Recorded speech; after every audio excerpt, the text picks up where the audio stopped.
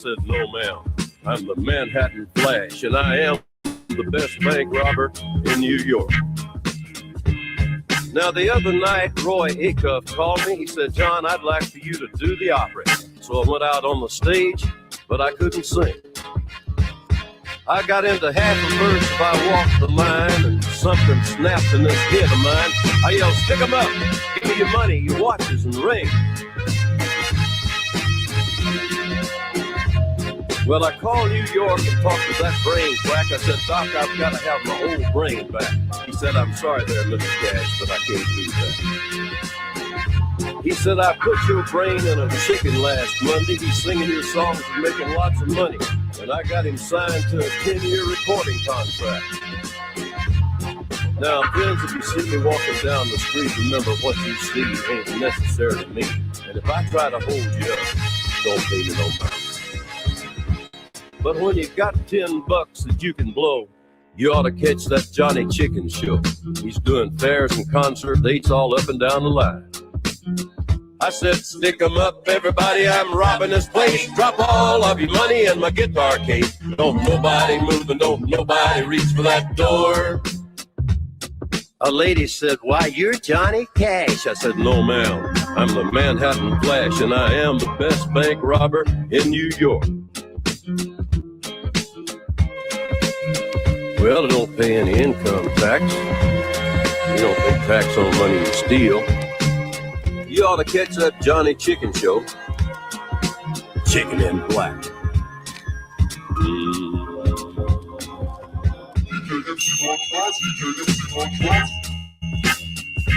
Louis Theroux, Duke and Jones, jiggle jiggle. My money don't jiggle jiggle, it folds. I like to see you wiggle wiggle, for sure. It makes me want to dribble dribble. You know, riding in my Fiat, you really have to see it. 6'2" in a compact, no slack. Luckily the seats go back. I got a knack to relax in my mind, sipping some red wine. Shepherd's Bush, compact push, Notting Hill Gate, my Fiat skate with a crate of Cabernet, but not today, because I gotta drive, I wanna stay alive, not cause it's illicit, do I have to get explicit? As a matter of fact, I sip on the yacht with Big and Reese, 200 diamonds in their piece, I'm trying to get mine, so I can shine. Jiggle, jiggle, I like to see you, wiggle, wiggle, jiggle, jiggle, I like to see you, wiggle, wiggle. My money don't jiggle jiggle, it folds. I like to see you wiggle wiggle, for sure. It makes me want to dribble dribble. You know, riding in my Fiat, you really have to see it. 6'2" in a compact, no slack. And luckily the seats go back. I got a knack to relax in my mind, sipping some red wine. I think that went really well, don't you? I enjoyed it. Nice being in the booth. So, unless you have anything else, that's a wrap.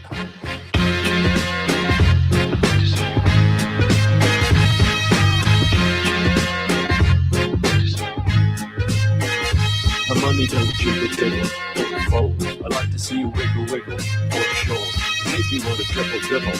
You know, riding in my Fiat, you really have to see it. 6'2" in a compact, no slack. And luckily the seats go back. I got a knack to relax in the morning, sipping some red wine, black, sipping black, mine, sipping black, baby, sipping black, sipping black, mine, sipping red wine.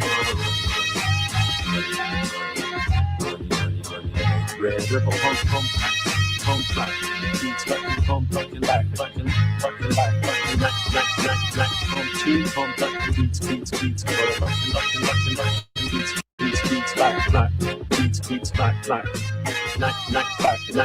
beats, compact, and two beats, compact, and luckily beats, compact, and beats, compact, and beats, compact, and black, and luckily the seats go back. Hooga get on the woof. I ain't never seen a hookah get on the woof. I ain't never seen a hookah get on the woof. I ain't never seen a hookah get on the woof. Hooga ain't seen on the woof. Let me see a hookah get on the woof. I ain't never seen a hookah get on the woof. I ain't never seen a hookah get on the woof. Hooga ain't get on on the roof. I ain't never seen a hooligan get on the roof. I ain't never seen a hooligan get on the roof. I ain't never seen a hooligan get on the roof. I ain't never seen a hooligan get on the roof. Let me see a hooligan get on the roof. I ain't never seen a Mac Albert watch Moby. Higgy Bear, get on the roof. Brian Albert, get on the roof. Meatball Marcus, get on the roof. Let me see an old judge, get on the roof. I ain't never seen Jim McKay spit out a tooth. Paula Keith ain't climbing on the roof. He's in the bathroom trying to boof. How you do it like a selfie? Damn, he got no shame, truth.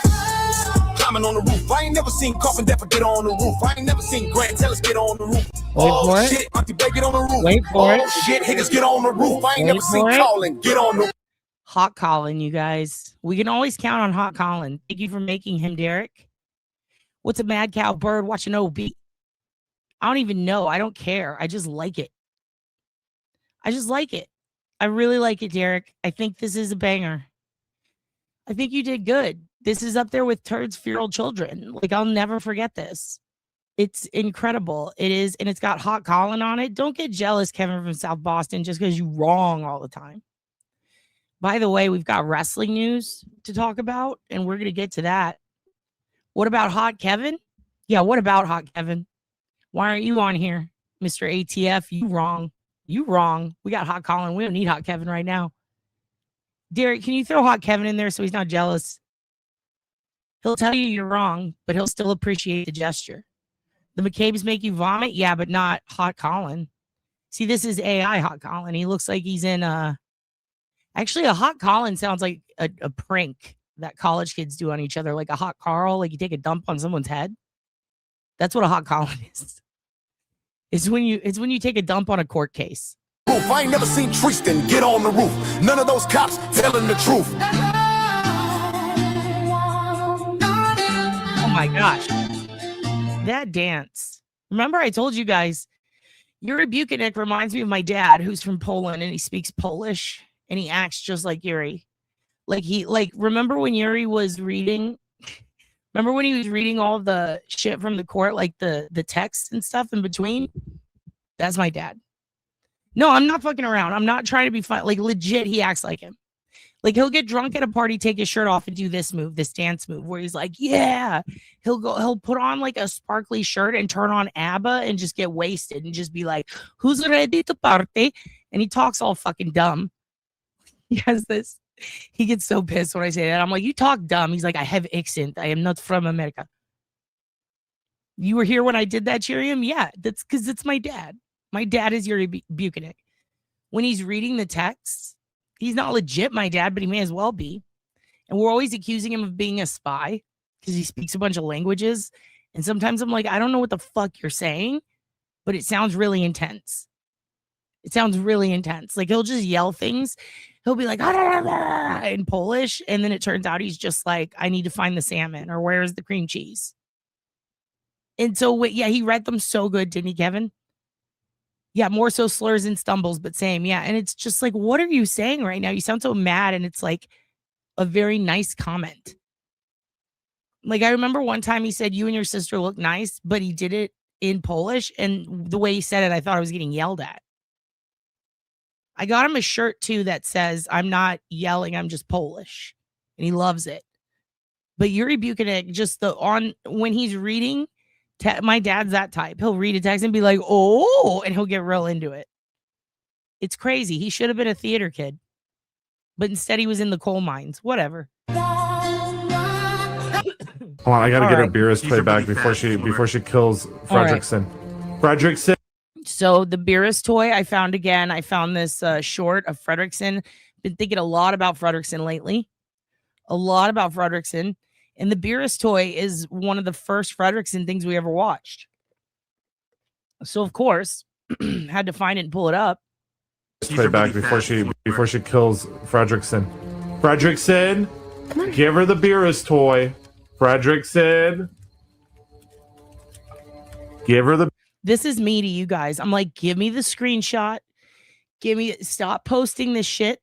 Stop. What are you doing? Why are you posting these screenshots? Why are you in a space? Why are you talking on spaces? What? What? You've been embroiled in some bullshit that has to do with a relationship that has nothing to do with you? Oh my God. Why are you doing this, kids? and you're all on the spaces and you're causing chaos. And this is me saying, give me the screenshot. Whatever the beerus toy, Frederick said. But yeah, specifically Sherlock Ho, but also a bunch of you. Like, what? Give it to me. Give me what intel did you find? Give her the. I'll buy you your own. I'll buy you your own Vegeta.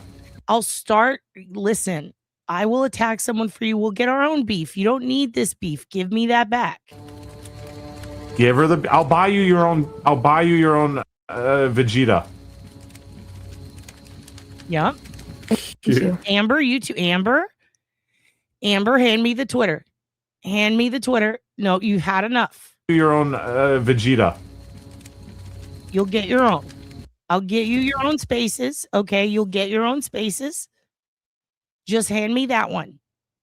Just hand me that. I did, Darlene. Thank you so much for those screenshots. They're going to be great shirts. And yes, that is French for vagina.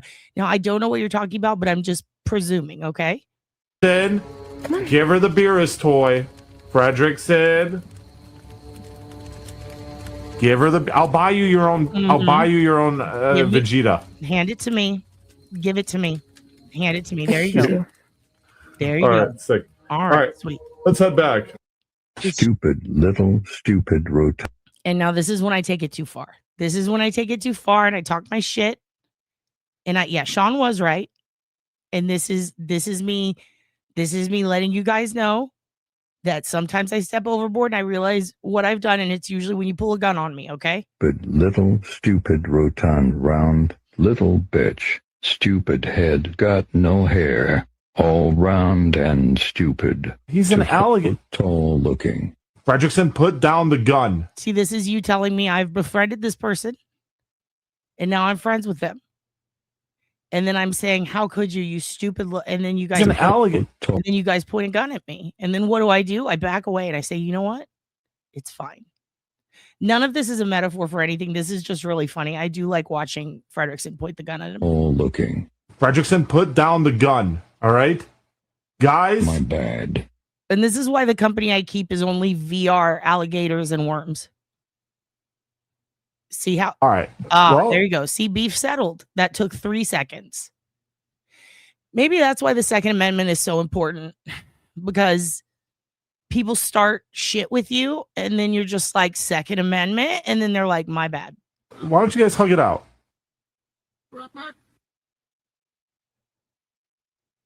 Well, no, not me and you. No, not me and you guys. You two with each other. And then thanks, guys. And then we all hug the wrong people.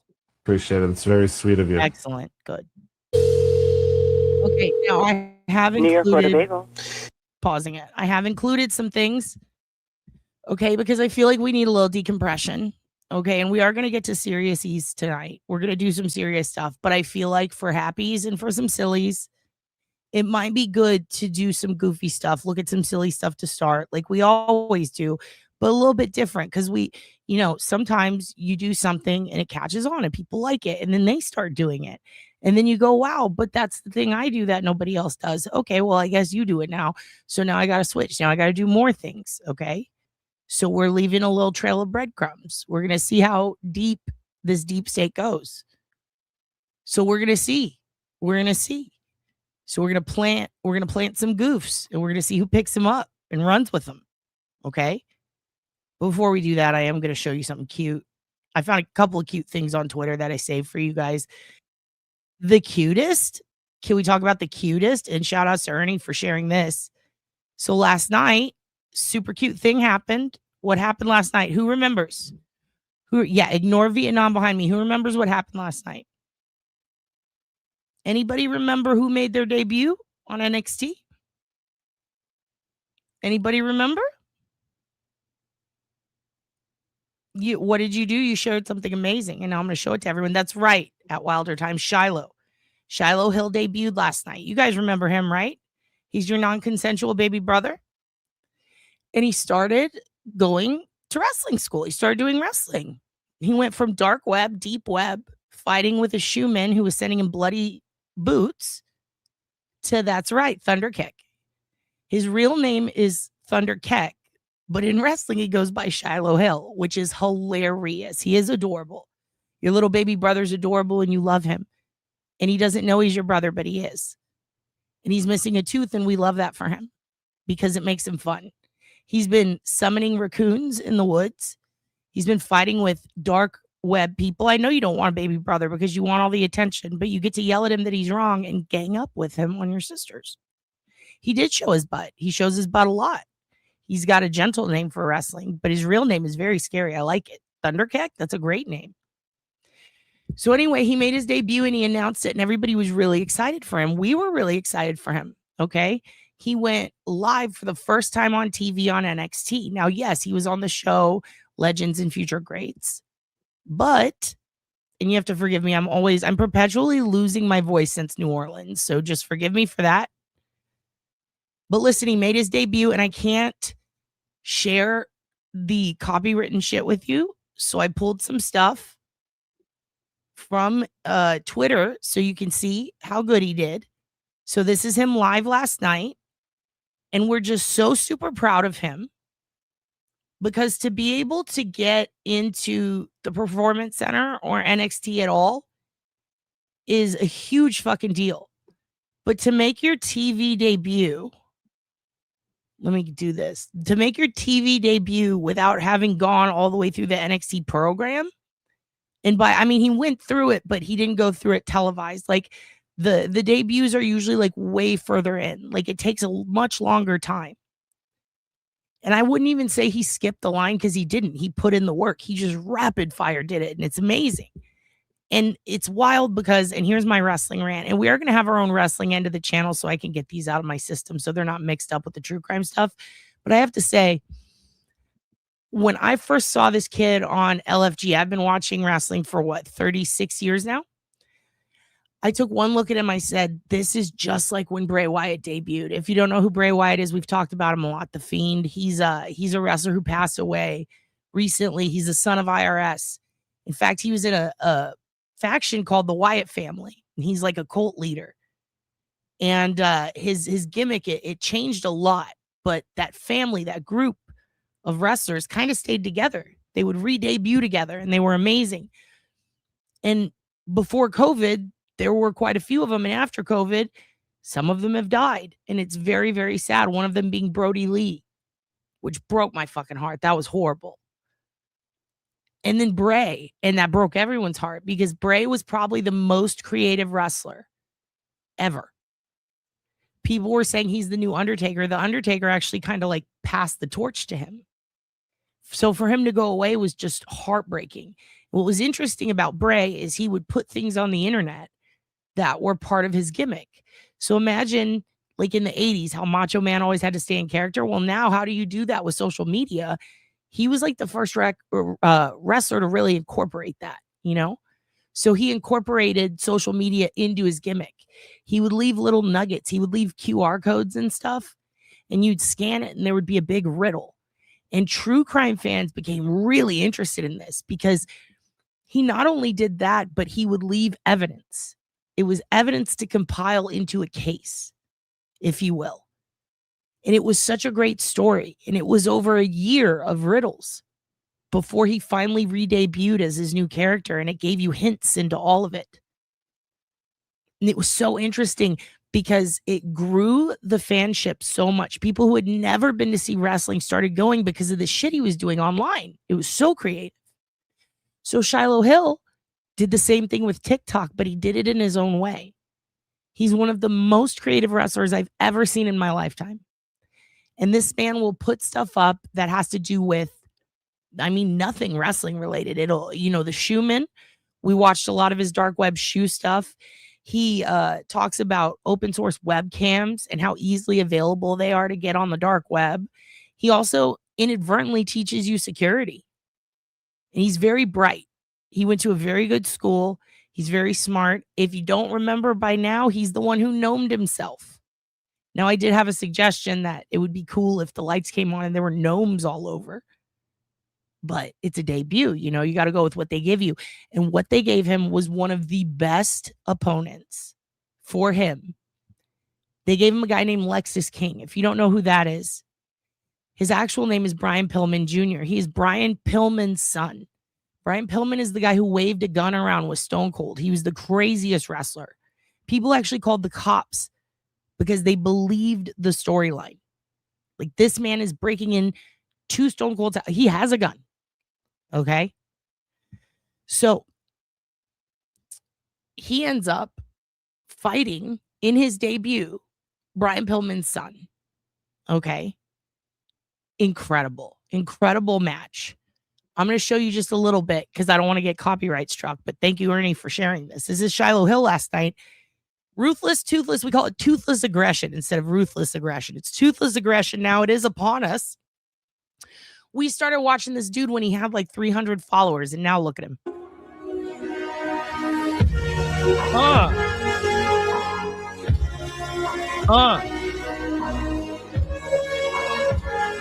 And how much does Brian Pillman, how much does his son look like?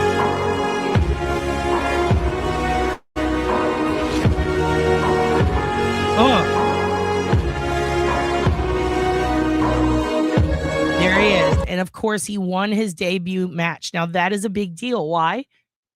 You don't always win debut matches. What's crazy is most debut matches, you'll lose because you're just entering. They're going to make you a jobber. That's what they call it. It's someone who is paid to lose. The fact that he won his debut match against beloved Lexus King. And not only that, Lexus King is doing a Tiger King gimmick right now. Look at him go. And now he's fishing in the ref's pocket to get his tooth back out. And now he's putting his tooth back.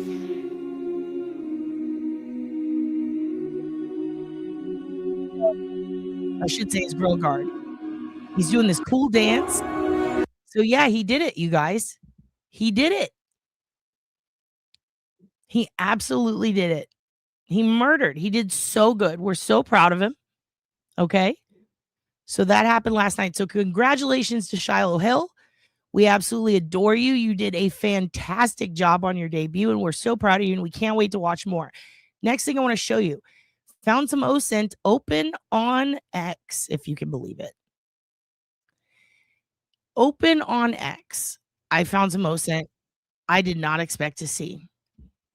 Tell me in the comments before I play it if you know who we're talking about. I'm going to read you the description of the OSINT, and then I'm going to show you. In 1986, the Rent-A-Friend VHS was released for lonely people with VCRs. The 42-minute direct-to-video program featured a friendly man named Sam, played by Ben Hollis. So Sam was played by an actor, Ben Hollis, who looked directly into the camera and asked the viewer questions, left space for answers, and offered compliments to create the illusion of companionship. It was sold through mail order ads in the back of magazines and some video stores, priced at around $19.95. Now, not only did this pop up on X and give us some backstory, but I then went and found a copy of the VHS. And I am in the process of nagling with someone, trying to get that price down so I can get it, so I can convert the whole thing for you so we can play it and watch it. That's right, the weird guy who wanted you as a friend. His character name is Sam, but his real name is Ben Hollis. That guy. Remember him? What did we say? Didn't we say this is Toad's boyfriend? Didn't we? Check him out, you guys. I'm Sam, and basically I'm here because I want to be your friend. What's your name? Yeah. Tell me a little bit about you now. Like, where are you from?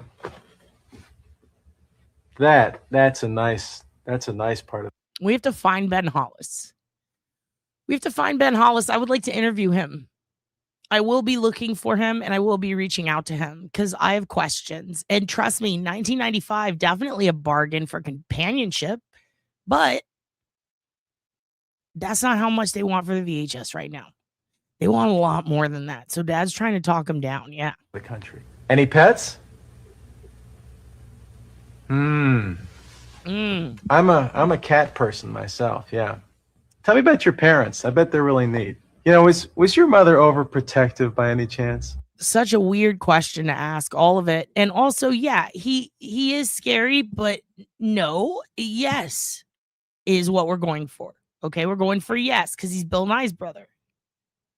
Okay, and he will eat green eggs and ham with us, and I will talk to strangers. Steven says hi. Why can't you guys say hi?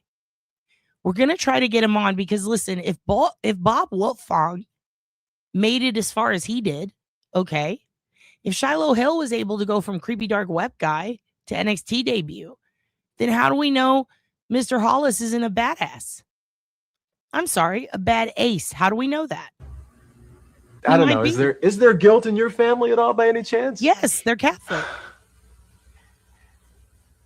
I tell you, friendship is filled with surprises, and you just blew me Sherlock Ho, you just blew me away. away with that one.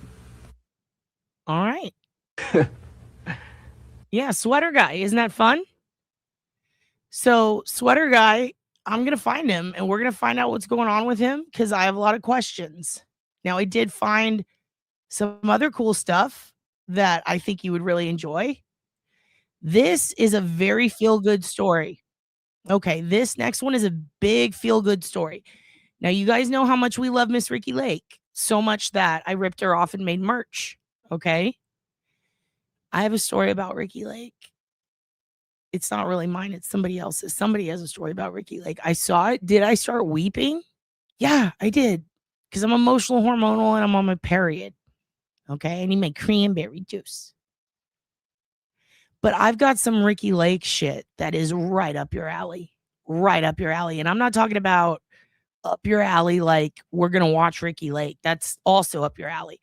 I'm talking up your alley like this is a fucking feel good story. Get ready to cry. Mahjong to you, Tiff.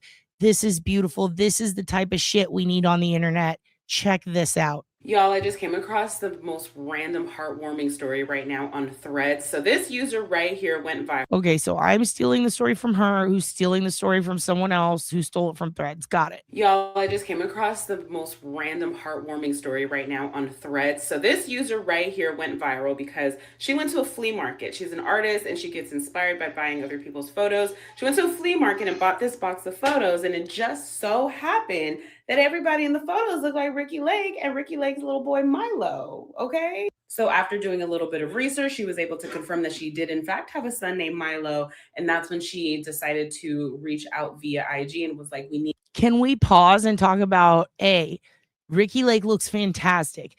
B, cutest kid on earth. C, hot husband. Hello, Ricky. How did we not know? Cuties. Look at all these cuties. Need to get in touch with Ricky Lake because for those of you that don't know, Ricky actually lost her home in a house to a fire in January. This is true. The Pacific Palisades fire took out a lot of celebrity homes, one of them being Ricky Lake's.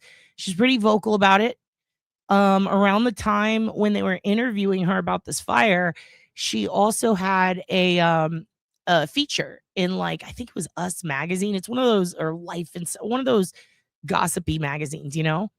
But in it, she was on the cover, and people started going, "Oh my god, oh Zembe!" Like they went nuts because she lost weight. Well, fucking newsflash, idiots. She lost that weight like 20 years ago. Okay. So everyone needs to calm down. And she looks fantastic. She's letting her graze in. She's beautiful. Proud of her for standing up to the haters. But also, oh my God. Are you telling me Ricky lost everything in a fire and someone found all of her private photos at a fucking yard sale? And now they're like, I need to get in touch with Ricky Lake. Hey, get in line. We all need to get in touch with Ricky Lake, but also cut in line because she needs to get these back. Can you imagine the luck? You lose everything and then somebody finds this and then wants to give it back to you? Oh my God. Yay for Ricky. Hello, Dawn Marie. Hello, Dawn Marie. Nice to see you. We have a feel-good Ricky Lake story. We need to get in touch with Ricky Lake because for those of you that don't know, Ricky actually lost her home in a house. Okay, now this is a great question. I was also wondering the same thing. And let me tell you something. I did a little research, not a lot.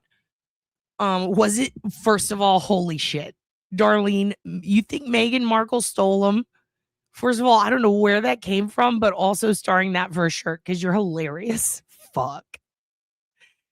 Yeah, Ricky Lake cameos were like five. Yeah. So Ricky Lake's was it her cameos are really high because of her house. I'm pretty sure she was raising a lot of money for that because they lost everything. And a lot of those people couldn't get good insurance on their homes.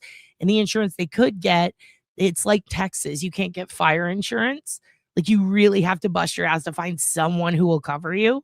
So I think that's what's going on is they make it like impossible to get insurance there. It was taken to auction by accident. So here's one of the things. If they're doing cleanup and they find this shit, right? Typically, there are community members that are signed up almost like a volunteer cleanup, but there's also the city cleanup. They'll just throw it all out. Now, sometimes the volunteers will take the stuff and they will try to reunite it with family, especially if it's something like a loved one's ashes, if it's government paperwork, like birth certificates, stuff like that. But if it's not like specific official items that are on these lists, they will oftentimes end up going to be donated somewhere, like Goodwill. Or they'll go into storage, and then there's usually a couple of people hired by the city who will go through them and try to find out who they belong to. But again, it's got to be stuff that has names and stuff like that. It's got to be important. Okay. So there are some theories as to how they ended up there. Some people believe that the cleanup people just put them to be donated. And then other people believe that the house was looted. Now, I'm not sure, but apparently there were a lot of reports of people who were going through after the Pacific Palisades fires and looting people's shit. And that sucks. The other possibility is she could have just had a storage unit that lapsed over the time of the fires that she wasn't able to get back to. Also, I have to say that, like, of all the things that someone could find, I mean, I'm kind of glad it's this because I would love this. Like, if I lost everything in a fire and somebody found stuff like this of mine, like, that's the shit you can't get back. And that's why it's great. To a fire in January, including all of her invaluables, all of her priceless stuff, including photos like this. Look at how young she was. Look at how little Milo was. Like, to lose this type of stuff in a fire must have been devastating and heartbreaking. Then the most beautiful thing happened. She was able to get in touch with her. She said, found Ricky. We'll be getting photos to her. Thank you, everyone. And not just that, Ricky Lake herself actually did a story time on the Okay, so get ready to cry. Get your tissues out. whole thing. And I can't even process. Like, my words are not coming. Those of you who are new here, you know, I lost my house in the fires, in the Palisades fire in January. I lost everything. My phone started blowing up late last night in New York. The first people that reached out were my friends Romy Rosemont and Brooke Smith. And they're like, hey, did you see this? And it was a screenshot of someone on Instagram or Facebook trying to find me. Does anybody have a way to get in touch with Ricky Lake? I found these photos at a freaking flea market. I couldn't believe what I was seeing because all of it. She was going on to say how she lost everything in a house fire, but I just thought that was an incredible, heartwarming story. And in times like this, we need to highlight these little fun, serendipitous, just what are the chances? You know what I'm saying? What are the chances that she was able to get such fond, invaluable, irreplaceable things? I know, and I want to go back and see her again because she does look good. She looks so good when you consider her age. I lost my house. I'm not trying to be rude, but like once you get past, I guess, like, I don't really know the age. It really depends on genetics. But once you get past a certain age, it's like, you know, I figure like in 10 years, I'm just going to let it all go and see what happens. But, you know, people used to really hose her for her weight. They used to give her a really hard time about her looks. And to see her looking all good as fuck and getting all this good karma back makes me so happy. And also, like, this chick is right. Rissa so far is right. We do need more of these stories because that fire was so sad and detrimental, and that sort of stuff happens all over the country, you know, but so rarely do you get to see the reconnection of someone's lost objects or goods that they thought were destroyed forever that means something to them returned. Like, you usually see like a wallet or a phone. This is beautiful. Yeah, she's almost 60. She looks incredible, Flaming Joyride. Hold on a second. Oh my God. I just noticed something. Guys, look at your screen names. Look at your screen names. Are they back? Are your screen names back? YouTube, what the fuck is going on with you, YouTube? Now you're flipping them back? Damn, YouTube. Really? Huh. Okay. Well, I guess your screen names are back. They're the same. I can see them on my end. These are your normal ones. They're not all flipped and weird. Or did you guys flip them? Yours is still fucked up.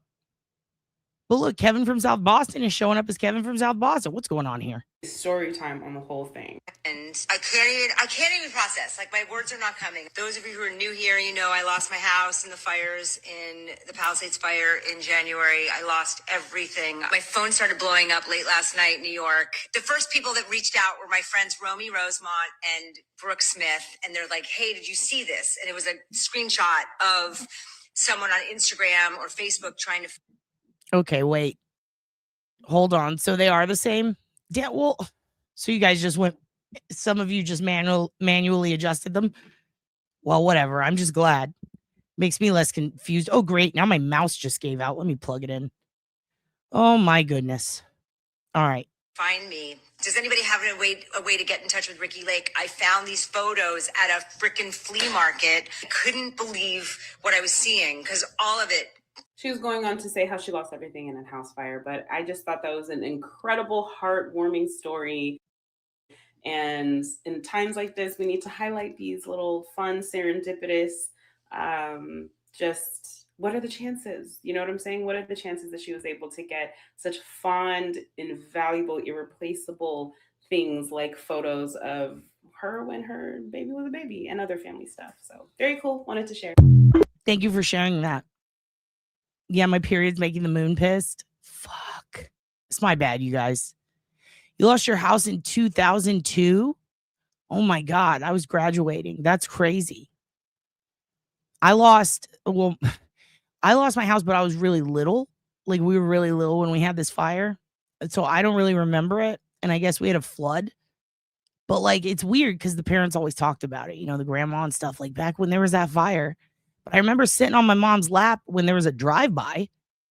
And that was another big thing. That was when we moved again. I'm literally a little drive-by. Okay. Not Revere Flea Market, though. Yeah, you never return anything you find at Revere. Did you now? So we are all of the same age. By the way, I was checking the stats on the channel. And boy, has the demographic shifted dramatically since we started. I'm going to have to do a comparison for you guys. I'm going to have to. Now, I did find this one's ridiculous. I feel like maybe I shouldn't even show it, but I'm going to. I don't care. I find it very, very funny. I find it very funny. Okay, I'm going to show you guys a couple of more news, not news things, but a couple of more silly things that I think are very funny that I saved for you guys. Now, this one, I watched this one like 40 times. It's so good. It's so good. It's ridiculous. Here you go. Don't get an animal unless you're ready for all the repercussions, right? And I say that because I feel like y'all don't really know what y'all walking into. This little fat head fucking monster, I swear to God, I took the motherfucker's teddy bear. I took his teddy bear. I squeaked it twice. I threw it on the other side. I threw it on the other side of the table. The motherfucker ran through the drywall. And I treat this motherfucker so good. I mixed the kibble with the bone broth. I mixed the kibble with the bone broth. Dude, me too. He doesn't give a fuck. He doesn't give a, you know what he does? He smashes into shit all the time with his little Hugin body. He doesn't care. I bought beef tallow. I know, me too, brother. I bought tallow and I don't know what that is. I bought fish skin. I bought beef tallow from Whole Foods. That shit ain't cheap. I went to the fancy store. And I said, what is all this? It's all bougie boutique shit. But it's supposed to not make the Hugins crazy. It makes them happy. So I guess let's go get it. I bought a brass bowl for him so he can get his, you know what I'm saying? So he can. Yeah. So the magnets, I know they told me the same thing. They told me the same thing.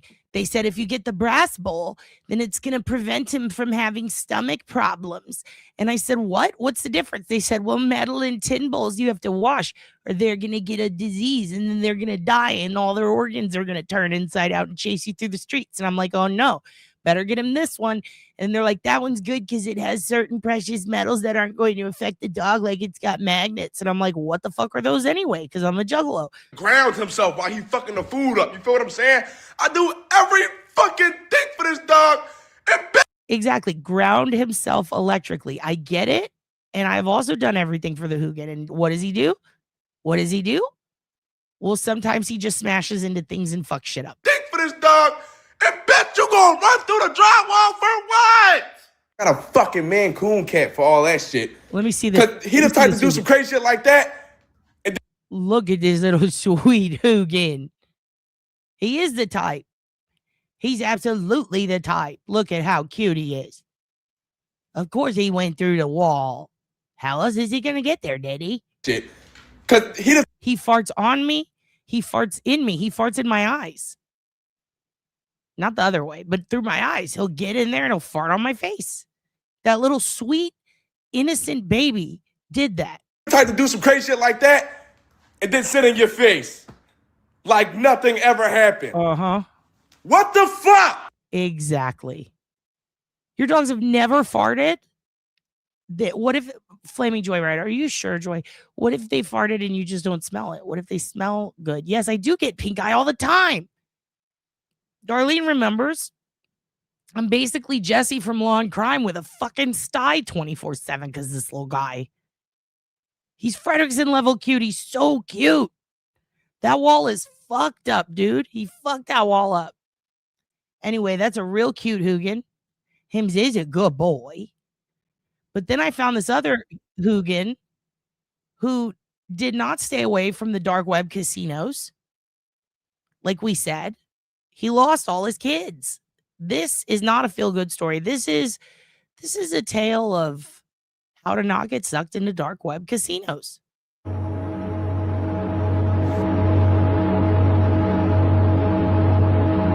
See, he lost, so she took a puppy. Let's go back. Do you see what's going on here? Look at all the puppies she's already won. He's gambling his children.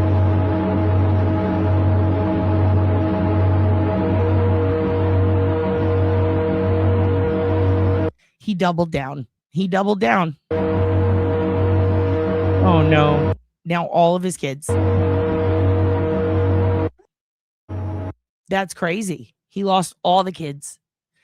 And this is why we can't go back to Vegas, you guys. That, and you saw Fremont. You saw how strange that was. Now, this is probably one of my favorite things I've seen on the internet this week. I had to show you guys. This is the type of shit that would happen to me. And it would probably happen to all of you guys.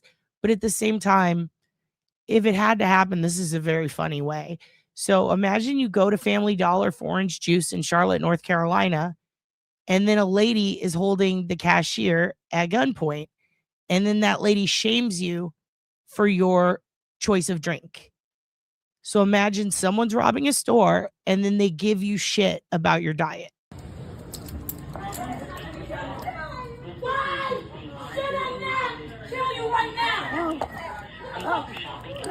I'm at the store. For what? I'm getting a juice.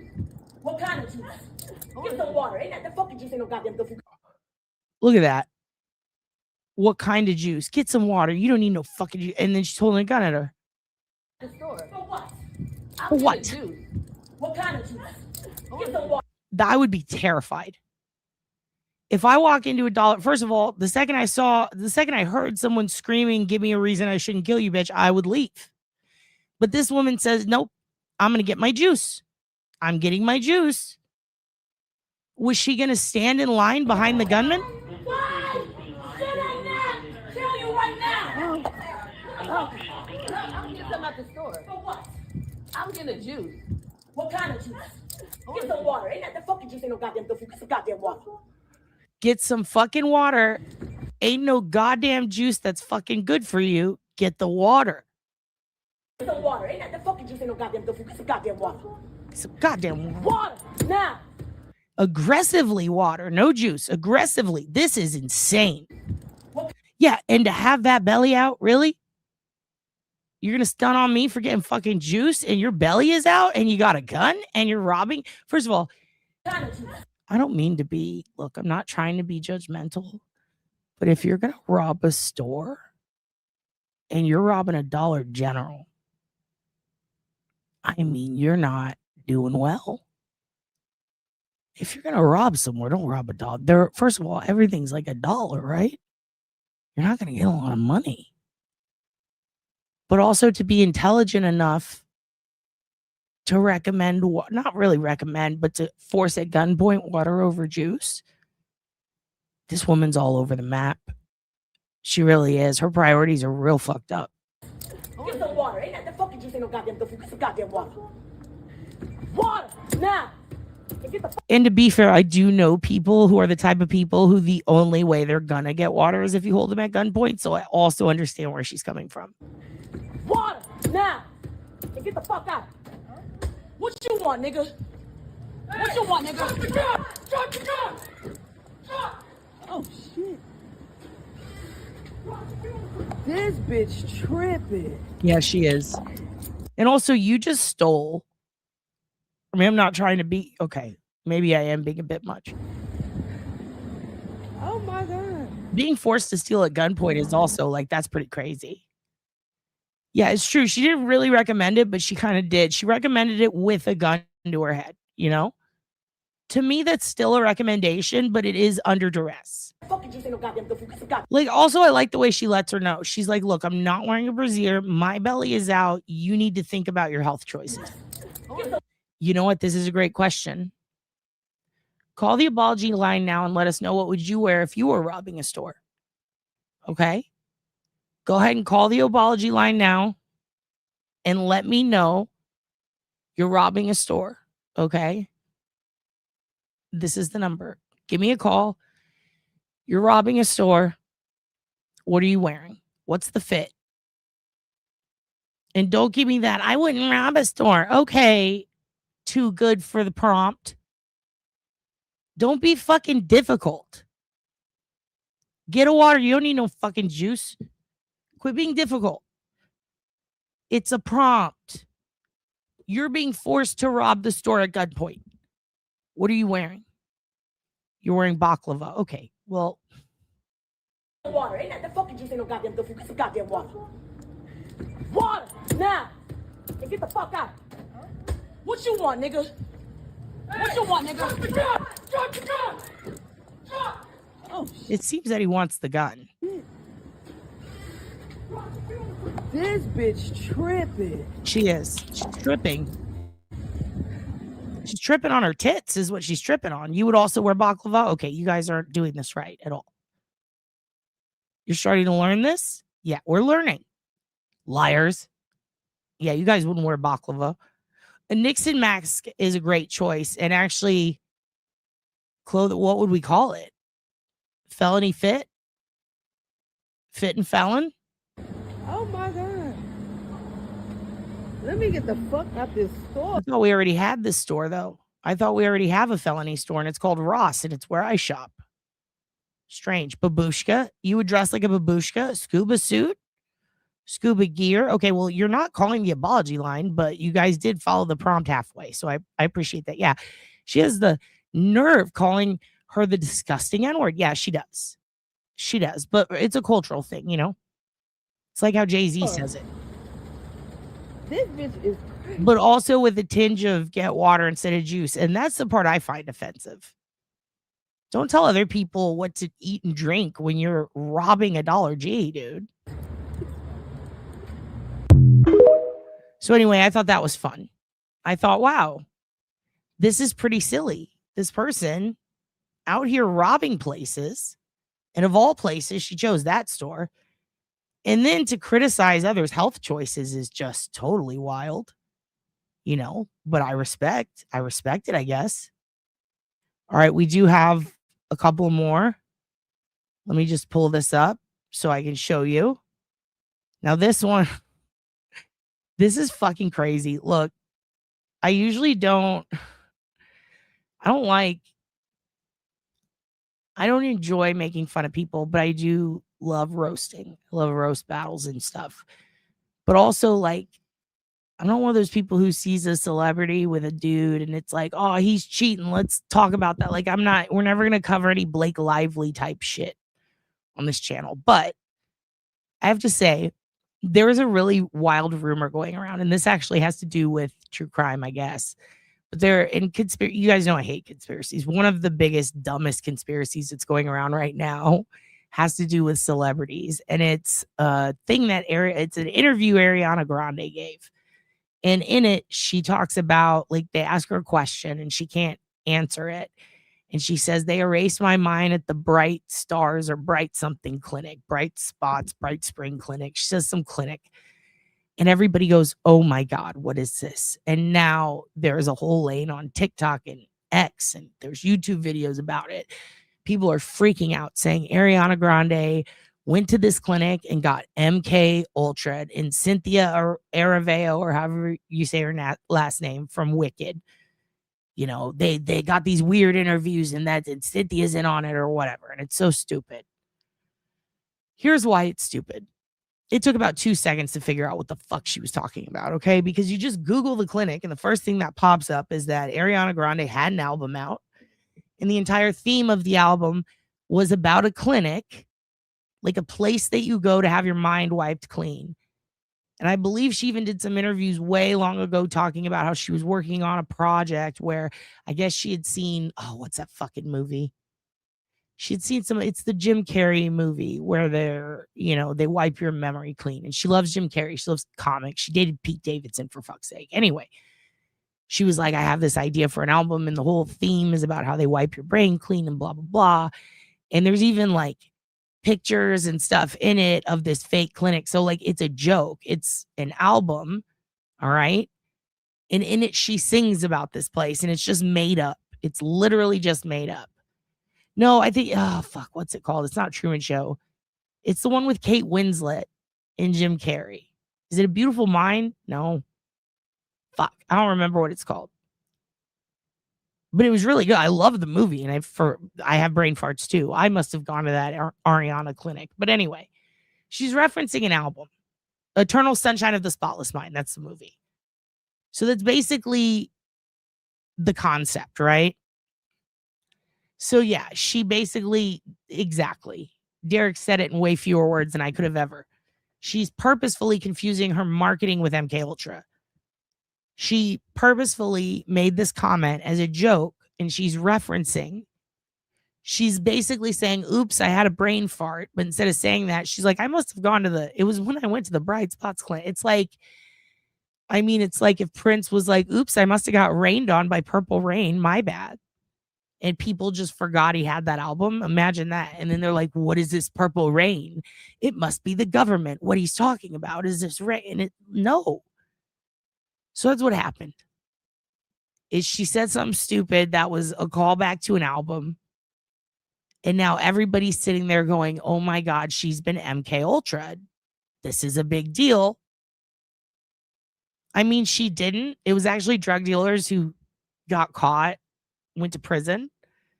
But I respect the backstory. I respect the creativity. But anyway, yeah, her mistake was assuming people know her music. That's what's fucked up is they do, just not us, not the people that the news is being marketed to, you know? It's a younger generation. So with that said, someone's been making these cartoons and they're just wild. And the animation is crazy. And they usually make them about comics or making fun of Alex Jones. And someone made this one. Ariana, Cynthia, thank you for your time. What? So tell me, what was it like being on the Wicked set again? Was it a lot of fun? Why would he bring that up? Why would he bring that up? Did you enjoy singing on the set? No. It's okay. We can get you a... It's okay. Don't touch her. Nope. Don't touch her. Don't touch her. Okay. It's okay. Must be nice seeing the fans. Okay. You want to wait to do that until the interview's over? It's okay. So, for those of you who haven't seen it, they've been doing these interviews where every single question asked, they start crying. In one of them, a plane flies overhead while Cynthia's like, or while Ariana's responding to a question. And they both like, it's like, oh my, like Cynthia starts crying. They both start crying. And they're just like, it's like, what's going on? And then Ariana's like, go away, plane. And then like Cynthia just breaks down. Drink. Hi, Joe Flipperhead. Drink. Dude, we'll get to Drake. We'll get to Drake. We'll get there one day. So fucking Cynthia starts crying. She's like, oh my God, the fucking plane's so loud. And Ariana's like, go plane. Then there's another one where they say, what's your favorite food? It's a press junket. In junkets, it's just general questions. What's the movie like? What's your favorite color? Are you really dating this guy? Like, that's it. That's it. And she has a fucking meltdown over this shit. They're like, what's your favorite food? And she just goes, like, she can't, like, she gets choked up. It's like you said, hey, did you really fucking kill Mac Miller? Why did Pete go crazy? Why did he get into a crazy depression? Why'd you lose all that weight? But they didn't. They didn't say that. They said, what's your favorite food? She had a fucking meltdown. And dude, maybe it is Disney. Now, again, I'm not one for conspiracy theories. Do I think Ariana Grande got MK Ultra? Fuck no.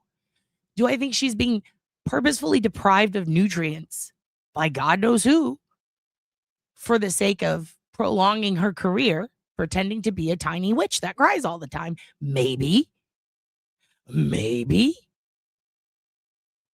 Yes, Joe Flipperhead, I am him. So if you guys are wondering, I'm Joe. So if you ever see him in here, that's just me. Just in case anyone asks. There's a lot of weird internet rumors going on, okay, that I'm Joe's dad. And here's the thing. I don't remember busting in a woman in Philly, but if I did, if I threw a rope in his mom, then I guess I'm going to have to pay for it. But he's going to have to take me to fucking court. Okay?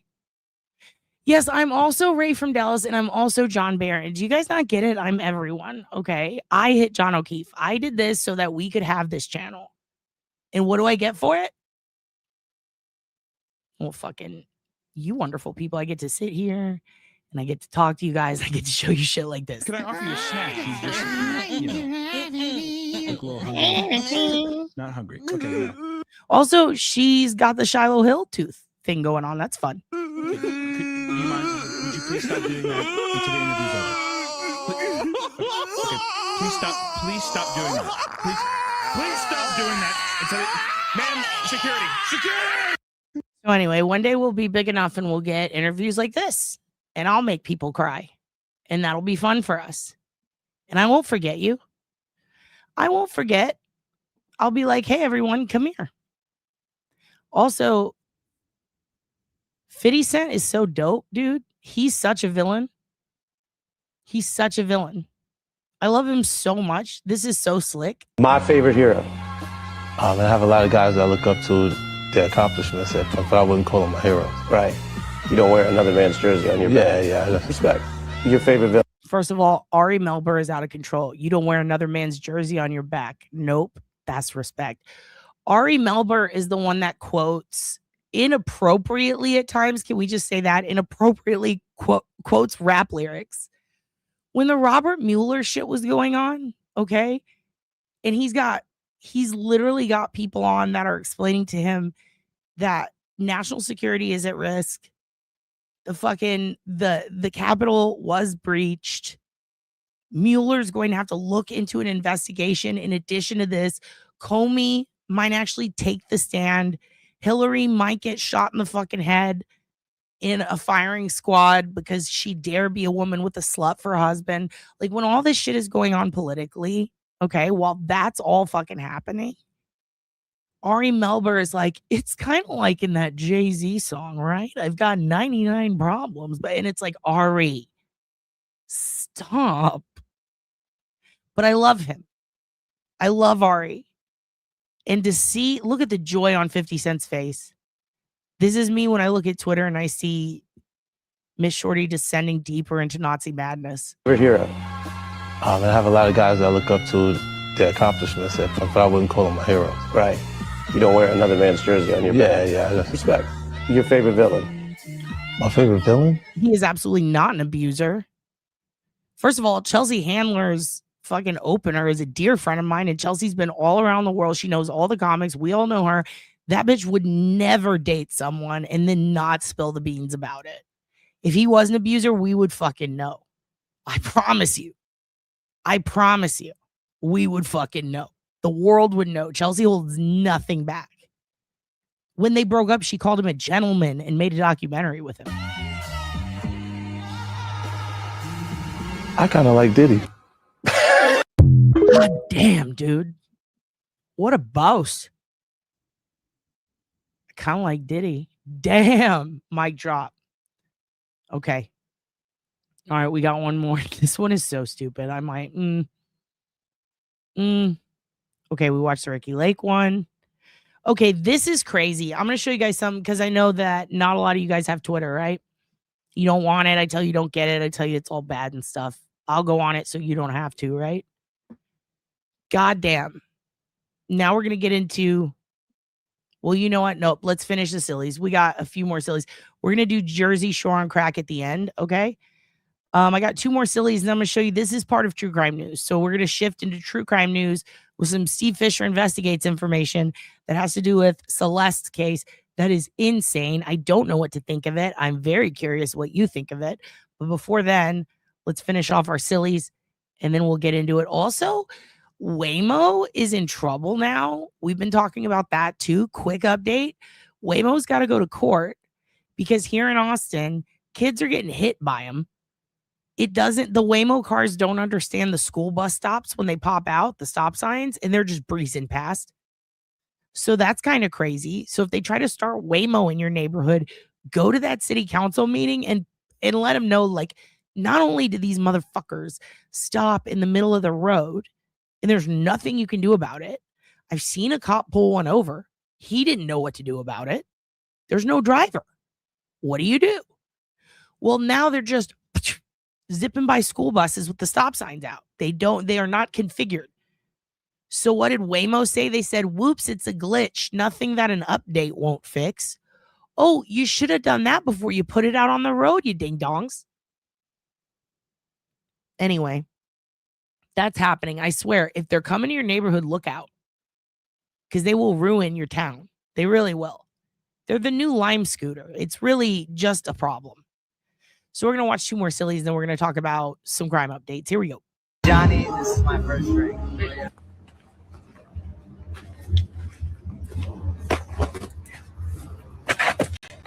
By the way, this is why alcohol is bad. Did you see that? Look how happy he was. And then 3 hours later, look what's going on in his life. My first drink. Replace the drinks with Twitter. This is my first Twitter screen name. Let's see what happens. My first drink. Whoopsie. Hi, my name is Karishma. This is my first drink. Hi, my name is Karishma. This is my last drink. Uh-oh. That's a candle, man. Oh, no. That's a candle. You're on Spaces. I'm Joe, and this is my first drink. Joe, you would never do anything wrong. Look at you. Look at your profile picture. You look normal. Oh, your Twitter handle is guy with champagne. You're not going to do anything wrong. And this is my first drink. And now he is in a wheelchair. Caution, this is my first drink of the day. Oh, poor Heed. Poor Heed. Mia, come get your son. Mia, come get your baby boy. Come get your sweet ginger boy. This is my first drink of the day. First drink of the day. Oh, I'm the cousin of the bride, and this is my first drink of the night. And now he's in the ocean. And now he's in Go-Go Beach. Good. Darlene, I need you to go save this fool's life because he's in the water. Okay, he's in the water. Let's go back. Cousin of the bride, and this is my first drink of the night.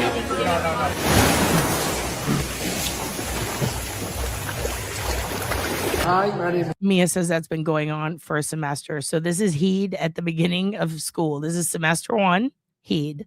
Caution, this is my first drink of the day. And there you go. I'm the cousin of the bride, and this is my first drink of the night.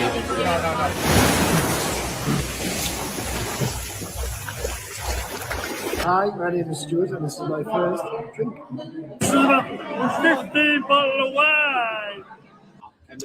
My name is Jennifer Mary Margaret Crane Hacking Hutchison. This is Nanny. For those of you who don't know, this is Nanny Incognito. Mary Margaret Crane Hacking Hutchison. And this is my first drink. I'm going to bed now because I had 20 before, but I've had another 20. And this is when she becomes Mia. You see the red hair, Mia? It turns out Mia and Nanny are the same person. Nanny is sober Mia, and then Mia Beto is who she is at the end. And this is my first drink. I'm going to bed now because I had 20 before, but I've had another 20. And what the fuck are you doing? Okay, now this is I know. Those over the pond can drink. They can, dude. They can. I'm glad you laugh loud. Because that's her. That's how Nanny becomes Mia. And also, you know how I like to dump all over Italians because Dawn Marie's hilarious. Look at and fucking Darlene. You guys are special. Italians are super special. Now the women smarter than the men. Okay, the women are actually brilliant. It's the male Italians that are real dumb.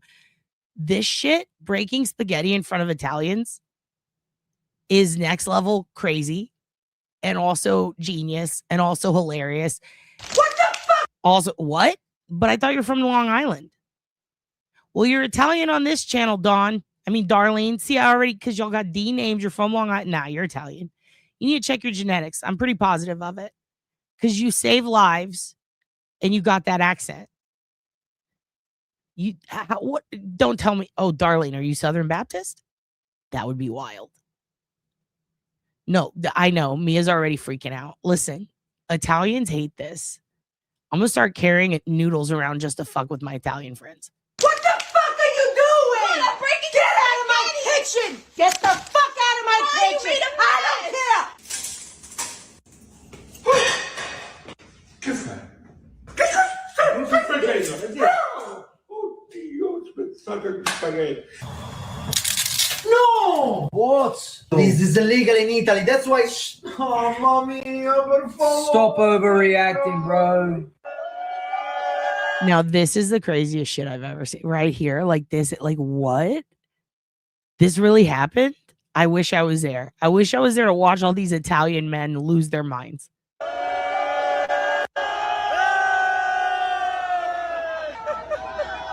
Here we go. Oh. Break. Oh. Don't do it, babe. That's a sin. Oh. And just like that, you failed your citizenship test. Ho sentito tac e il mio cuore mi si è spezzato. Tu spezzai. This is that little boy grown up who's like, my heart is broken. You broke my heart. This is him now. Spaghetti e mi spezzassi il cuore. No! What have you done?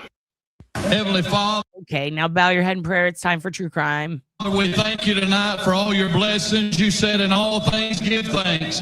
So we want to thank you tonight for these mighty machines that you brought before us. Thank you for the Dodges and the Toyotas. Thank you for the Fords. And most of all, we thank you for Roush and Yates partnering to give us the power that we see before us tonight. Thank you for GM Performance Technology and the R07 engines. Thank you for Sunoco Racing Fuel and Goodyear tires that bring performance and power to the track. Lord, I want to thank you for my smoking hot wife tonight, Lisa. My two children, Eli and Emma, or as we like to call them, the Little E's. The Little E's. Lord, I pray you bless the drivers and use them tonight. May they put on a performance worthy of this great track. In Jesus' name, boogity, boogity, boogity. Amen. Amen. All right. So now we're going to pause. Okay. Hugin heard pause. Shit, we have 9 minutes left on the intro. You know what? We're going to start true crime news early, but only after we get this out of the way because I got to wipe Hugin's butt. He's got a dingleberry, you guys. He's got a dingleberry And I got 9 minutes. Okay. So deal with it. Get on the roof. I ain't never see a big boy get on the roof. I ain't never see a big boy get on the roof. I ain't never see a big boy get on the roof. Big boy ain't get on the roof. Never see a big boy get on the roof. I ain't never see a big boy get on the roof. I ain't never see a big boy get on the roof. Big boy ain't lay on the roof. I ain't never see a big boy get on the roof. I ain't never see a big boy get on the roof. I ain't never see a big boy get on the roof. I ain't never see a big boy drill on the roof. Never seen a big boy drill on the roof. I ain't never see a big boy drill on the roof. Big boy drilling on the roof. Big boy drilling on the roof. Big boy ain't drilling on the roof. I ain't never see a big boy get on the roof. I ain't never see a big boy get on the roof. Big boy ain't climbing on the roof. I ain't never see a big boy get on the roof. How you do it like that? Damn, you got tools on your back. Climbing on the roof. I ain't never see a big boy get on the roof. I ain't never see a big boy get on the roof. Shit, big boy get loose. Shit, big boy get loose. I ain't never see a big boy get on the roof. I ain't never shit, he's falling on the roof. I ain't never see a big boy hop on the roof. How you do it like that? Shit, you just like a back. Shit, pick up your back. I ain't never see a big boy get on the roof. Get on the roof. Get on the roof. Get your ass out the roof. Get your ass back out the roof. I ain't never see a big boy leap on the roof. Get the big ass out. Okay. So back to crime. So, and also, thank you. You know what, Ernie Birdie, thank you for that super sticker. I appreciate it. And thank you, Sister Wendy. Who get on the roof again? Well, you know what? I got to do it. I got to do it because you're both paying me off. But I have to go in order. First of all, Ernie, thank you very much. That's going to Reinventing the Alf Sex Hotline. We'll make it our own. Alf Sex for everyone. On behalf of Ernie, her treat. Let's go. Get on the roof. I ain't never see a big boy get on the roof. I ain't never see a big boy get on the roof. I ain't never see a big boy get on the roof. Big boy ain't get on the roof. Never see a big boy get on the roof. I ain't never see a big boy get on the roof. I ain't never see a big boy get on the roof. Big boy ain't lay on the roof. I ain't never see a big boy get on the roof. I ain't never see a big boy get on the roof. I ain't never see a big boy get on the roof. I ain't never see a big boy drill on the roof. Never seen a big boy drill on the roof. I ain't never see a big boy drill on the roof. Big boy drilling on the roof. Big boy drilling on the roof. Big boy ain't drilling on the roof. I ain't never see a big boy get on the roof. I ain't never see a big boy get on the roof. Big boy ain't climbing on the roof. I ain't never see a big boy get on the roof. How you do it like that? Damn, you got tools on your back. Climbing on the roof. I ain't never see a big boy get on the roof. I ain't never see a big boy get on the roof. Shit, big boy get loose. Shit, big boy get loose. I ain't never see a big boy get on the roof. I ain't never shit, he's falling on the roof. I ain't never see a big boy hop on the roof. How you do it like that? Shit, you just like a back. Shit, pick up your back. I ain't never see a big boy get on the roof. Get on the roof. Get on the roof. Get your ass out the roof. Get your ass back out the roof. I ain't never see a big boy leap on the roof. Get the big ass out. And this is for you, Sister Wendy. This is Who Get on the Roof. Courtesy of Derek Carney. Go follow his channel to see more of his excellent content. Get on the roof. I ain't never seen a who gun get on the roof. I ain't never seen a who gun get on the roof. I ain't never seen a who gun get on the roof. Hogan ain't seen on the roof. Let me see a who gun get on the roof. I ain't never seen a who gun get on the roof. I ain't never seen a who gun get on the roof. Hogan ain't get on the roof. I ain't never seen a who gun get on the roof. I ain't never seen a who gun get on the roof. I ain't never seen a who gun get on the roof. I ain't never seen a who gun get on the roof. Let me see a who gun get on the roof. I ain't never seen a Mac Bird watching no beat. Piggyback, get on the roof. Brian, Albert, get on the roof. Meatball, Marcus, ain't get on the roof. Let me see an old judge, get on the roof. I ain't never seen Jim McKay spit out a tooth. Paula Keith ain't climbing on the roof. He's in the bathroom trying to boof. How you do it like a selfie? Damn, he got no shame, truth. Climbing on the roof. I ain't never seen Coffin Dapper get on the roof. I ain't never seen Grant Tellis get on the roof. Oh shit, Auntie Bay get on the roof. Oh shit, Higgins get on the roof. I ain't never seen Colin get on the roof. I ain't never seen Tristan get on the roof. None of those cops telling the truth.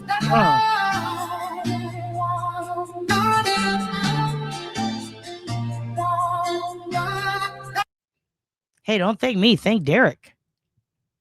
Thank Derek because he really brought it. Okay.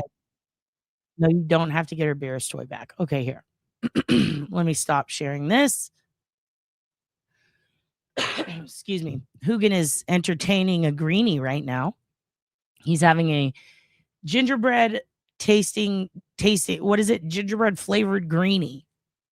Okay, courtesy of you guys. Thank you very much for your donations to the Hugin's Greenie Fund, which is separate from the Alf Sex Hotline Fund. Okay.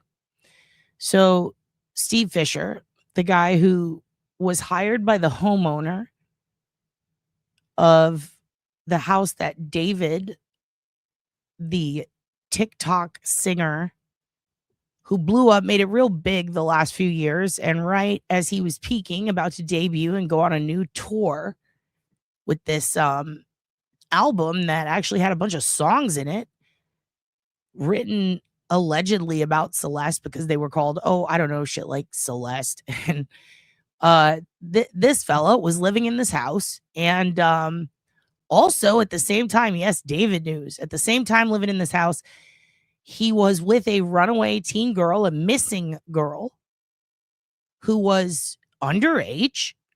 She was 14 years fucking old. And he's what, 20? So a bit weird, not cool, very pedo. It'd be real cool if they did something about that. There's plenty of proof. There's pictures of them together while she's reported missing.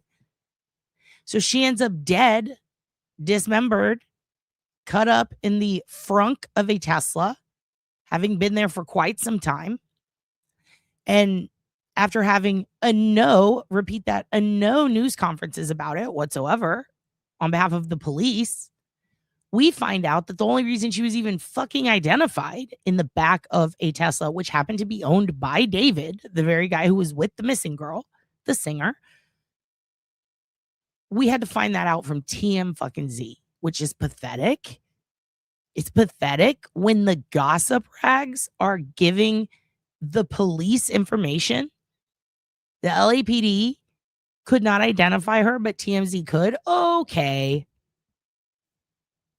So no journalist picked that up and decided to look into it, but TMZ. Okay. Excellent. All right. Well, great. So the homeowner of the house where these two were staying, this runaway and her groomer, I hate calling them a couple because she's a child. They are staying in this house when it gets raided, and there's no search warrant. There was a search warrant, but there's not physically one left at the house. So either Josh, the manager of David, had it, or David had the search warrant. But either way, the homeowner finds out that they took a bunch of stuff. And the problem is he's renting this house to Josh. He doesn't know that David is staying there. So he's pretty pissed off when the head of this record company and this agent, this big shot, it turns out was not staying in the house, even though he was on the lease, that his client was, unbeknownst to the homeowner. And the homeowner can't find the search warrant. So he shows up to this home. It's been wrecked. Everything's been fucking pillaged by the police. And because he's renting it out, that includes furniture, fine art, all sorts of stuff. So he's like, well, what did they take? And also, did a crime happen? And this is in the fancy part of Hollywood, like Hollywood Hills and shit. This is a big mansion. There's cameras all over it. Did they get this camera footage? Did they need it? Because if they need it, I have access to it, but nobody asked me for it. So what the fuck, LAPD?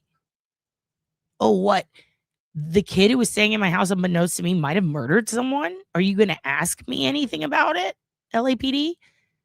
So now the homeowner's suspicious as fuck. He's like, what's going on here? And also, he's going to have to rent that home out one day to someone. And you have to include that if a murder happened in it, that could bring down the value. Which, least of our problems, most important problem is who murdered this girl. But again, kind of an awkward position to be. You know, we'll give, in all fairness, kind of an awkward position to be in when you own this home. No one's telling you shit. You don't know this girl. You don't know anything about these people. But it's incumbent upon you and your soul now to be able to sleep at night knowing what if they didn't do their job. Not just that, but also I need to think about what am I going to do now? This is a source of my income and it's gone and I don't know why. So his homeowner hires Steve Fisher. Steve Fisher Investigates is very well known, especially on Twitter and social media and, YouTubers, true crime community, right? It's a 50-50 situation. It's a hidden true crime situation. Half the people fucking love him and half of them fucking hate him. A lot of the ones who fucking hate him, it has to do with, I think it's the don't quote me on this, but it might be like the Sebastian Rogers case, something like that. But I was scrolling through a while back, like, what's the deal with Steve? Why do people hate him so much? And then I remembered, oh yeah, because, he has a past as an investigator, fighting with people on the internet and stuff like that. But he also is much more professional than I think a lot of people give him credit for. But at the same time, he also says too much. Sometimes he does a lot of interviews and people see that as sleazy. Like, why are you doing that? So there's mixed results on what people think about Steve Fisher. Sometimes people think he's lying or being dramatic. Other times people are like, he's the best, so it's a very strange territory to be in because you're somewhere in the middle. If you're trying to figure out, is this guy legit or not? You have two extremely polar opposite sides. So I can see how this can be difficult. However, when he does provide receipts, this is very important. Now, because the homeowner hired him to investigate, namely, find out what was taken from my home by LAPD and why, try to get a list from the search warrant and see if they need anything. If there's anything else we could do, do they need to come back to the house? What do we do about this? So he hires Steve. And thank you very much, Ernie. I appreciate you. So Steve makes this post. I'm going to take the chat down while I read it. Thank you for all the support. I truly appreciate it. For those asking for an update, because he hasn't updated on the Celeste situation in a while. Last time we saw him, he was doing interviews on like TMZ and stuff and talking about how, and Nancy, I think it was Nancy Gray, like a bunch of news sources, like law and crime, shit like that. And he's talking about how, hey, the police failed to get this item of evidence. The police did not ask us for this. I had to provide police with the driver of the Tesla. I know who it is. Like, he has all this interesting evidence in the Celeste case that he's tried to hand over. He's also the one who broke the news that apparently the ME's office and the LAPD were fighting with each other over cause of death. And then TMZ broke the news that not only were they fighting with each other, but they're also seemingly hiding shit from the public. Like, they're sealing a grand jury. And he was brought in, apparently, Steve, to testify before this grand jury. And we didn't know that till now. All we knew is there was a grand jury convening on whether or not David allegedly is a suspect in this case. It's the last we heard. So people have been begging him for updates. This is what he has to say. Thank you for all the support. I truly appreciate it. For those asking for an update, I said in my tweet, that is why I am going public before the hearing tomorrow, which I will not be attending. I did not and would not attend a hearing that is not a matter of public record. I'm also currently in Georgia on a search for a missing hiker on the Appalachian Trail. I have no idea what happened at the hearing today. I believe he's talking about that, the grand jury thing. That is exactly the problem with off the docket proceedings. I have no way of knowing what occurred, and I cannot pull any court records because there is no case number. Oh, he's talking about this arraignment this situation where he was basically told, you'll see in a minute, it's crazy. It's not by process. They're not going by process. They're trying to pull him into court for a hearing that doesn't have a case number or docket number, and it's the district attorney. And he felt like this was a very threatening thing because it's not public. It's not a public docket, but it's also not a sealed grand jury. So what the fuck? And also, just me, Steve? No. So he basically, because it's not public on the record, he's like, no, I'm not going to go to that. And then they're trying to strong arm him. So he says no. And he's talking about how he's not going to attend it. I have no way of knowing what occurred. I cannot pull any court records because there is no case number. Our court system is not meant to operate in the shadows. It is not supposed to be a tool to be used as a tool to bully a licensed investigator who has every right to investigate. If anyone believes I do not have this right, then point to a law that says I cannot investigate a case simply because law enforcement or the DA may also be involved. Again, thank you all for your support. So let's go get some backstory on this. What's done in the dark will come to light tomorrow morning. So this is from a few days ago. Let's get the exact date right here. What is this from? This is December 8th. Okay, so this is 2 days ago. So, and yesterday was this hearing he's about to tell you about. Tomorrow morning, I've been ordered, in quotes, to appear in Los Angeles County Criminal Court for an order to show cause hearing for contempt. I was not served with a summons to appear in court. So he's saying, I have to go for this order to show cause. Like basically they're trying to say he's being held in contempt of court for not showing up for a court thing. I was not served with a summons to appear in court, is what he's saying. I don't know what the fuck they're talking about, is what he's saying. I was not given a complaint outlining the alleged contempt to respond to. There is no case number, and I do not appear anywhere on the court's public docket. I was handed a handwritten note from a deputy district attorney on Friday and told to appear Tuesday morning. A punishment hearing in criminal court that is not even assigned a case number, seemingly because they do not want this to be public information. Love me or hate me, this should concern you. Okay, it kind of does.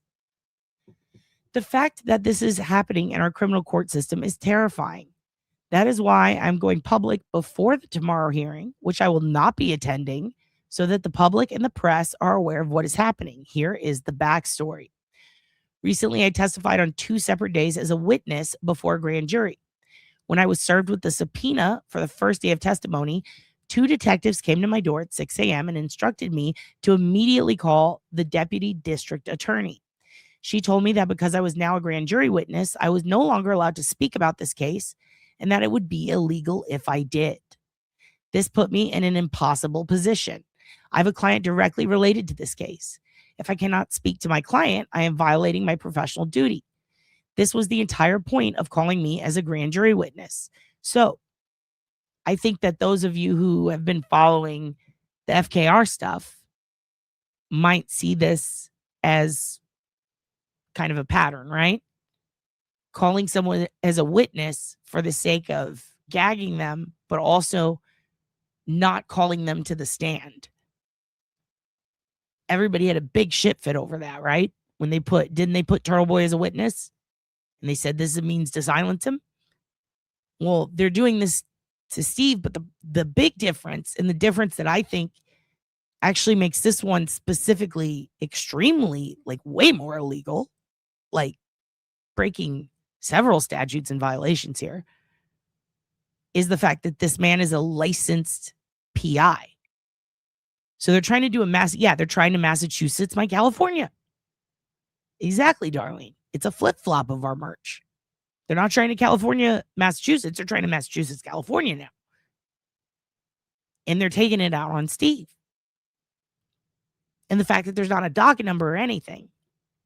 They never told him he was in contempt. So calling him as a grand jury witness prevents him from doing his job. Imagine if they did this to an attorney. They took an attorney and they said, you're not allowed to talk to your client, or a doctor. You're not allowed to talk about medical things. You're no longer allowed to do your licensed duty or your job for your client, which is legitimate. It was a strategy used to silence me. Yeah, that's fucked up. He can't make a living. It was a strategy used to try to silence me. The Los Angeles Medical Examiner has publicly spoken about a similar silencing strategy being attempted against their office, which is true. Remember how the LAPD was fighting with the ME? Calling the ME as a grand jury witness prevents them from speaking out about the cause of death, thus sealing the record. The Los Angeles County Medical Examiner has publicly spoken about a similar silencing strategy being attempted against their office. Then I did my research on the law, spoke to my lawyers, and found out I was being lied to. Here is the critical fact. Yes, you were, sir. In California, witnesses to a grand jury do not have a general obligation of secrecy. That obligation applies to the jurors and the officers of the court. A witness is only bound to secrecy regarding anything they learn solely from the grand jury proceeding. It does not apply to anything they already knew before testifying or anything learned outside of the grand jury. Now, keep in mind, when they brought Steve in, they're picking his brain for questions. They're getting the info from him. I want to pause here because many people are going to search this online, and Google AI is likely going to give them the wrong answer by claiming that witnesses must remain completely silent. Now, that's also important. Remember, I told you AI is full of shit? Remember how I said don't trust it? You think I show you those Kendra videos for fun? Well, I kind of do. But also, you ever wonder how Miss Shorty became a Nazi? It's because she Kendra. She started fucking using her AI as a therapist, asking it questions about history. Now, the problem is, when you do stupid shit like that, you're relying on the aggregation of millions and millions of opinions across one internet. Notice how I said opinions? You're not always going to get a top answer. You're not always going to get the right answer. You're going to get an aggregated popular answer, whether it is correct or not. If you have more conspiracy theorists or idiots or dumbasses, if you will, with the same opinion at the time someone else happens to search for this subject, because the most popular talks about it are going on in a circle of idiots, you're going to get an idiot, dumb response from the AI. AIs are not infallible. AIs are not perfect. And AIs are certainly not correct 100% of the time. So good on Steve for doing that. That's a big bonus for people. Especially because a lot of search engines, Google in particular, has taken to putting the AI option right next to images, right? And all, into also giving you that feedback even if you are not on it. And yes, or even if you're not looking for it. AI is manipulated. AI is also, I mean, really, the aggregation is really based on popularity, but it's also based on money. You can pay to have your content optimized, i.e. bumped to the top. So, little side note here. If you want to put a story out and you want your article on Google, your blog, to be the first response if anyone searches this quote, I want mine to pop up at the top. Typically, you would have to have millions of visitors for you to get bumped up and aggregated, pushed to the top, aka optimized. Okay. So let's say you don't have a ton of people going to your blog, but you want that. What do? You pay a company who's going to do that shit for you. Hate to do a callback to Blake Lively and all that, but that was one of the big arguments in that stupid trial, was that they were paying these PR teams to optimize information, to push it to the top. It was giving false info to sway people. That's right, Tiff. Tiff gets a gold star. It's called search engine optimization. Remember Video Jesus? She's fucking great at that. It's like part of her job. So it's part of marketing, part of PI. And I agree. You know what would be helpful? Is a live or pre-recorded about the privacy in the day and age of AI, like hiding location, data protection, how to turn off AI on search engines. We could go through that. And you know what sucks, though, is that it all has to be done manually. Like, you have to manually go in and configure. In order to get my Cortana off, I literally had to uninstall it. And depending on what product it is, whether it's an app, an iPad, a search engine, whatever it is that you're using, some of them prevent that. So you have to be very careful. And that is a great idea. Thank you, Baby Boysenberry. We will do that. It actually takes a lot of effort. It's like removing yourself from search websites. So removing yourself and going down in aggregation and optimization so that you're not pulled and put into other databases or scraped. Pushing yourself down in search results is just as hard as getting yourself pushed up. But I'll tell you this much. There is a way to cut in line, and that's money. If you got enough money, enough people will get on that. Companies will handle that for you.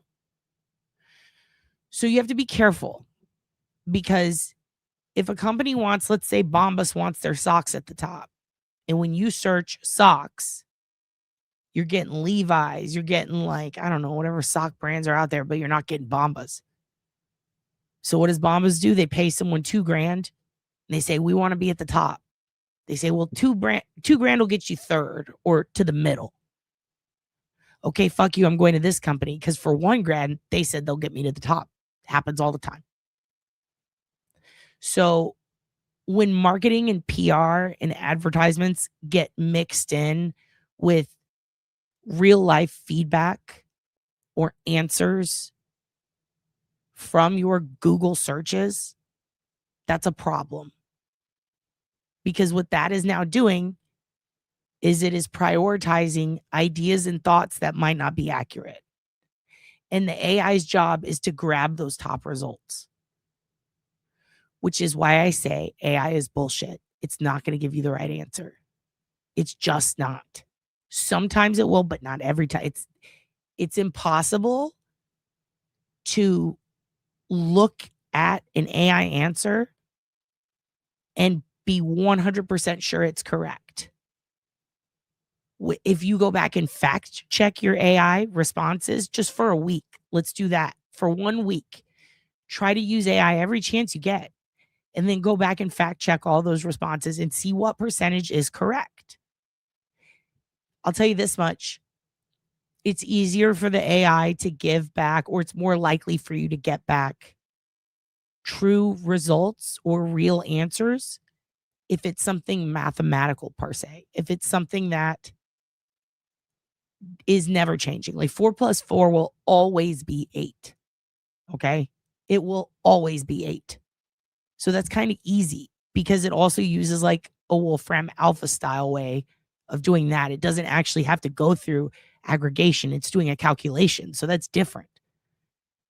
But asking it, who is the best R&B singer? Holy shit. You're going to get a lot of different opinions. Usually whatever is most popular at the top.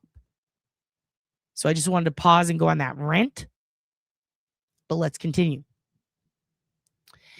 If you click through the actual sources it cites, you'll see that the AI summary is incorrect. California law is silent on imposing total secrecy on witnesses. Instead, witnesses are routinely admonished that they may not disclose certain things, but those certain things only include what was learned from the grand jury proceeding itself, not independent knowledge or publicly known facts. In 1983, the California Attorney General issued a written opinion on this exact issue for legal clarification. It is very clear. I've attached screenshots of the opinion. I also want to be very clear about this. I never disclosed my testimony, even though the law would have allowed me to discuss my own testimony. I never publicly disclosed that I was a witness before the grand jury, not once and not twice.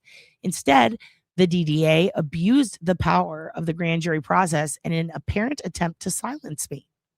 Apparent, insinuating that he ain't listening. I was told that I broke the law, and I was given a handwritten note like a teacher in the hallway. Fucking wild. By a deputy district attorney, nonetheless. That's insane. Telling me to appear in criminal court for a contempt hearing. There's no summons. There is no case number.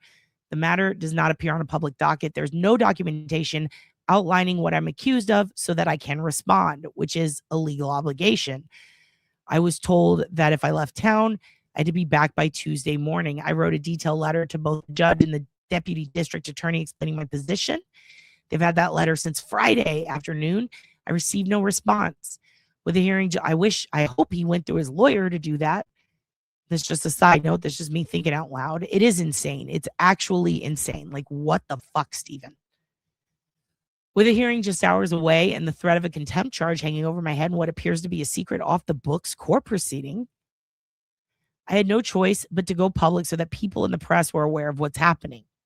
This is the only way I can protect myself from what I believe to be an abuse of power. It is frightening that this is happening at the highest levels of our court system. There's power and transparency. I was left no choice. Let's take a look at this DDA's handwriting. Okay. Tuesday, December 9th. Oh, there's a little stain on it. That's nice. Department 123, 13th floor. Fultz Criminal Justice Center. Los Angeles, California, Judge Olivia Rosales. That doesn't even say anything. It's just the note doesn't even say go here. You may as well be handing him gibberish, which they seemingly have. This is crazy. That's it? That's what somebody just hands you that? And then he cites this, which good for him. This is really egregious, and I kind of am blown away that they are not only, all they had to do was a press conference. You understand? That's all they had to do. One press conference. Nothing. And the reason everybody's so upset, and the reason people are starting to get suspicious, and the reason these rumors are starting to spread, and the reason there's no clarification is because nobody is answering for this. I mean, they won't even speak on the record. So now everything that is told to the press through Steve is scrutinized, through unnamed sources that go through TMZ, Law and Crime, Ashley Banfield, all of them scrutinized. And then the next day we find out, well, now they're saying it's not true. Well, who's they? I would love to hear one person speak on this case with a position of authority. This is a little girl who was groomed, molested, murdered, and missing. A little girl, like a child. Who are they protecting indeed? It's not a conspiracy. It is very obvious. Like, it is out in the open. It's all over the internet. The evidence, the EXIF, the metadata, all that shit. It is available. It is really weird. Him being a celebrity makes it even worse when they're not saying shit. And when they couldn't even identify her body and TMZ had to, I think that's one of the craziest. Like, have we ever seen that? Has that ever happened before? Put TMZ aside. Any news source, has that ever happened before? Because I don't think it has. This is crazy. Are they going to Natalie Wood it? Like, what is happening? She's a child. Fucking do something. And why exactly? This was a kid from Houston who had a couple million views on TikTok. Is it really worth it to make yourself look worse than OJ? Then when that shit out, you guys bungled that. Now you're going to fuck this up worse? Yeah, imagine how our fucking family's feeling. Disturbing. So disturbing, so gross. I feel horrible for this family. So we're going to see on that. Steve updates and tells us more. We're definitely going to be on it. Okay. So the next thing we're going to talk about, Anna Kepner. There was a hearing 5 days ago where they discussed the family dynamics, and essentially in family court regarding custody over one of Anna's stepmom's kids, because Anna is the little girl who she was 18, but she's still in high school. She was murdered on a cruise ship by her stepbrother. And her stepmother has been in court for the last month, it seems, over custody of the other child. And the 16-year-old who allegedly murdered her, and it's under investigation by the FBI, has been sent to live with his grandparents. And that's all we know about that so far until the hearing. And at this custody hearing, the mother had to testify under oath. And of course, her ex-husband's asking a ton of questions. So we're getting a ton of answers. So let's see what happened. I figured we could watch this together and catch up on that case. I was waiting for this hearing to show to you guys. And then when it came back, it was right when the press conferences for Brianna started happening. So we got a little sidetracked. So I'm going to go ahead and play this. We're going to pause it here and there to talk about it. So this is Anna Kepner's stepmom in court regarding custody of the other child.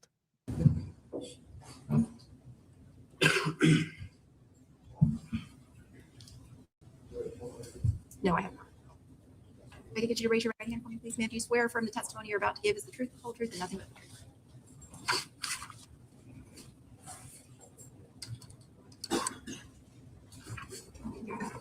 You may inquire whenever you're ready, Mr. Smith. Please state your name, ma'am. Chantel Kepner. And do you know Thomas Hudson? Yes. And how do you know Mr. Hudson? We were formerly married. And how long were you married? About 12 years. And do you have any children between the two of you? We have 3 children. What are their names and ages?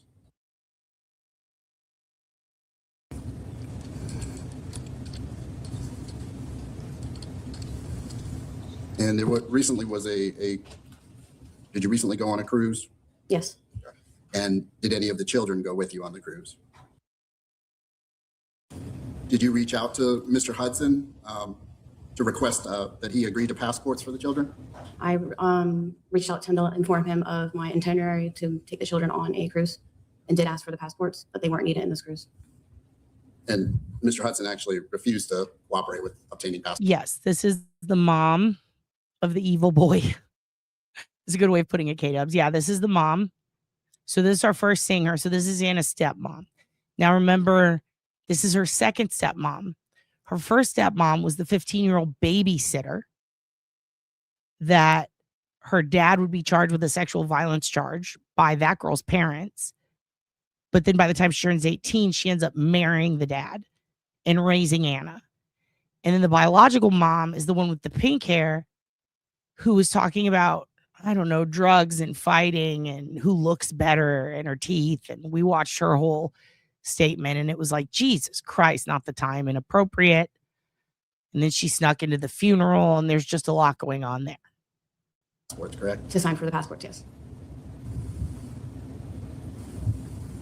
You said So passport. she has another kid aside from the 16-year-old bad kid. And I believe it's a little girl.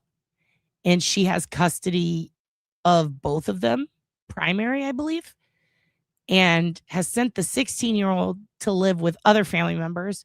And now she's in family court regarding keeping custody of the youngest one. And of course, the dad's bringing her to court because, hey, you put our son on a ship. He ended up murdering his stepsister and you let them drink and do drugs, is according to the dad. You were letting them be out of control. This is your fault. So that's where we're at. Passports weren't necessary, so they weren't obtained. Correct. As far as the minor children, what were the sleeping arrangements on this cruise? Was in my room with my husband and his 9-year-old daughter, and then shared a room with his stepsister and stepbrother. Well, the room was directly across from ours. What was So to fill in the gap, the youngest child that she's trying to get custody or keep custody of, she just said was in the bedroom with her and her husband and his youngest. Okay. So I believe that's 2 little girls. And then the 16-year-old that allegedly killed Anna, who's 18, and Anna's biological little brother, who is 14. the stepsister's name? Anna Kepner. And what was the stepbrother's name? And how old is? 14. And how old was Anna? 18.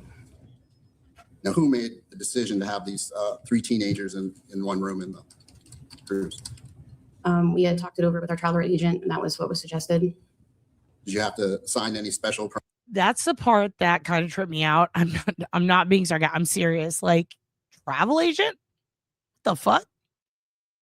You didn't just go to booking.com. I'm shocked that travel agents still exist. Figured it would all be online. Permission for the children to reside together? So was it a mutual decision between yourself and your husband? Correct.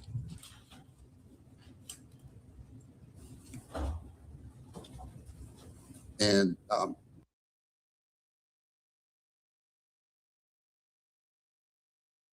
sorry, guys. Moment of controversial takes. Kind of agree with, I see the insinuation in this line of questioning. Kind of agree with the ex-husband. I would feel a little weird if the dude that's banging my ex-wife got to decide, hey, let's put the girls and the boys together when they're teens. Like, I would have been like, nah, let's not. But it seems like he's pissed off he didn't have a say in it is the biggest issue. at some point, did you discover that one of the children had passed away? Yes. And when was that you discovered that? Friday morning. So this is important.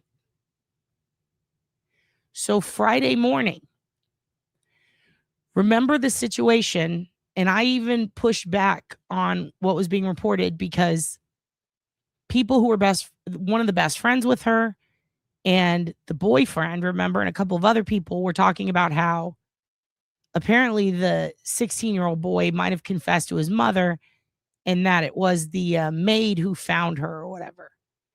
And I believe the maid, it was the morning when she was missing, but the maid found her. I believe it would have been closer to the afternoon. And the mom is saying morning. So I believe that that is why people are stating that the mother knew before the maid. Now, I'm wondering, do they pick this apart more in the future? Let's see. When was the last time that you'd seen the child before that Friday morning? Thursday night. You know approximately what time? Right around 6:30. That's not night, ma'am. 6:30 is the afternoon, but okay.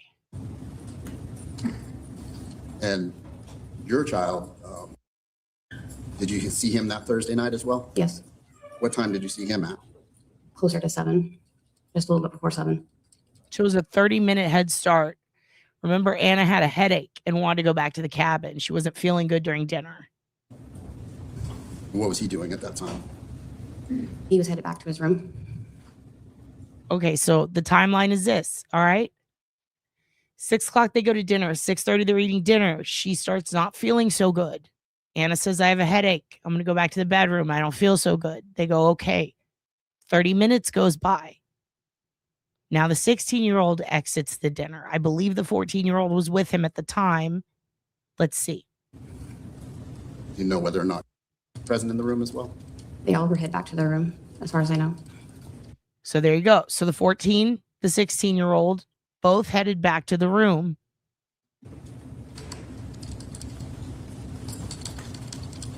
So where was their room in relation to your room? Right across the hall. You walked out my door, their door was right in front of it. And where were you with them? Did you return to your room that evening? Yes. What time did you return to your room? 7 o'clock. Okay, so 30 minutes after, so that would be when they returned. 7 p.m.? No, yeah, right. It was actually closer to 7:30. Okay, that would not be when they returned. So you were 30 minutes to an hour after or 30 minutes? Either way. Okay, I mean, I guess they're all on the same ship. So it's not really like a Madeline McCann situation, and they're teens. And you're right across from them. All right. Did you stay in the room for the rest of the night? Yes. Okay. With the teenagers across the hall, did you ever go in and check on them? No, I went to sleep. Do you know if Christopher went across the hall to check on them? Not that I know of.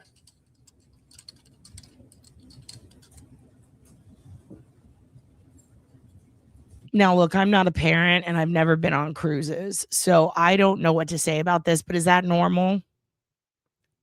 I like genuinely asking, if you're a parent, is it, because I'm trying to think like what I would do. I guess if the kids, I mean, first of all, I would have never put, I mean, maybe, I don't know. Like, you don't expect your stepkid to kill his or your kid to kill his stepsister, I guess, unless there's warning signs, which I'd like to know were there.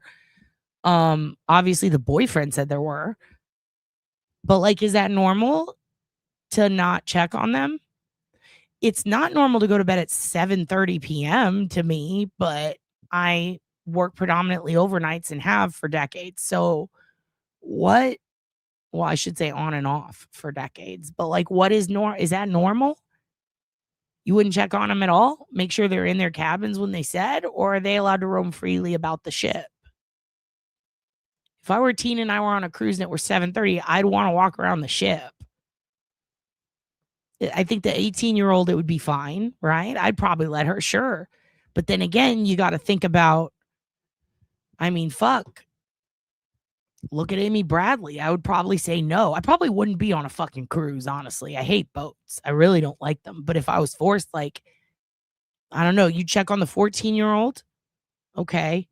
So I think I would too. If anyone under 18, you got to check on them, make sure they're not meddling. And I mean, you're all adults. Some of you are older than me, and I still check on you. What are you meddling in? Lost our house in January. We lost our cats too. Just had my son, our little pug, a few pictures. It's been rough, but getting better. Oh, Kaliza. Are you starting at the beginning? I think she's at the beginning. I think she's watching the Ricky Lake stuff. When you get here, Kaliza, we love you. And I'm sorry that it's been rough. If you have a GoFundMe or anything for your house fund, send it to me and I will pimp the shit out of it and donate to it. God, it's horrible. You always check your kids' safety. Check on them if they're supposed to be in their room. Good. Grandma also said she had demons in the past, so there's that. Oh, okay. Well, I mean, I don't believe in demons, but okay. I would have checked on the 18-year-old only because she had a headache. It's a great point, girl, Ryan. If she had a headache, if she had like a migraine or something, are you okay? I'm here now. Did I go invisible? No, you didn't get Harry-potted. I still check on all. I don't care. I still do. I'm 50 and my mother still checks on me daily. Excellent. Hey, thank you, Kalisa. I guess you're not behind, huh? I'm sorry, Kalisa. Uh-oh, I think Mia did it. She's apologizing. That means she had something to do with it, Kalisa. Call the police right now. I'm just fucking with you. If she was sick, I'd check on them. Yes, Ryan, especially if not feeling well. Right? Was the soda spiked? I don't know. They're doing the toxicology, I think, right now. Yeah, it's a good point. If she had a headache, check on her. Fuck, it's a medical issue. Huh. So everybody agrees we would check on her. I mean, if anything, because they're sneaky teens, right? Do you know if her left the room that night? Do you think it could have been spiked? Because that's another thing. Spiked by who? I don't think the teen would have done. And I wonder if he had anger issues or, you know, maybe he would have outbursts. Was he like, we don't even know. Was he big? I think he was real skinny from the pictures I saw. Like, did he have outbursts and not know his own strength? What's going on here? Also, a lot of people were quick to jump on the sexual thing, but I'm wondering if it was more of like an aggression thing. Did he have was he on medication that he hadn't taken and then he flipped out? Did a little Lenny and the Mouse? I don't know. On that Thursday night? I never seen him leave the room.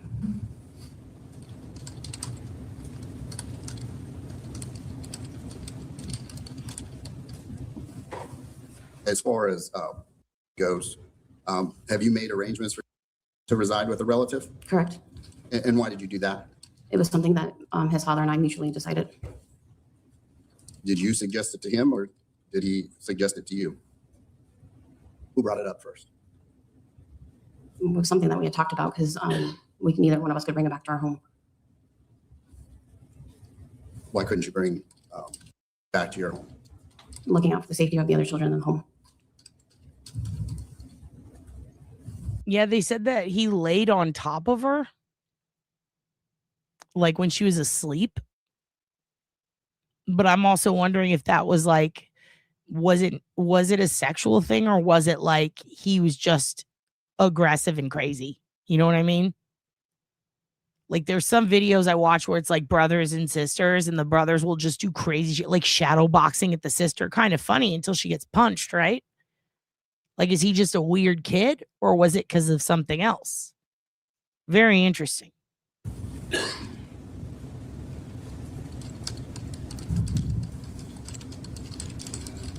Now, when you talk about the home. And also true that, Sunflower. But also I hear grandma thinks demons. And I picture my grandma who's like, when I got a tattoo, I had a demon in me. And I'm like, oh, chill. It's not fucking demons. I really wanted a kiss tattoo, you know? You have a home with Christopher, your husband? Yes. And does Christopher have other children that come to that home? He has 2 other kids. And one of them being? Correct. And the younger child that slept in the room with you as well? Yes. Still allowed to come to the home? Yes.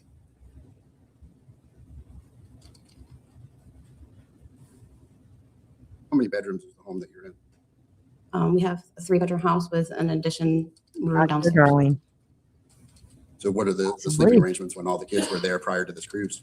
The 2 youngest girls shared a room, the 2 boys shared a room, and Anna had her own room. See, that's what I'm trying to say is it more like that? Because I also had an auntie who was bipolar as fuck and used to get real fucking aggressive, and we are also no contact now. Like, she would just lunge at me at any moment. It's like, what do you do when your passenger attacks? Like, she's intense. So there's some people, you know, they just do that.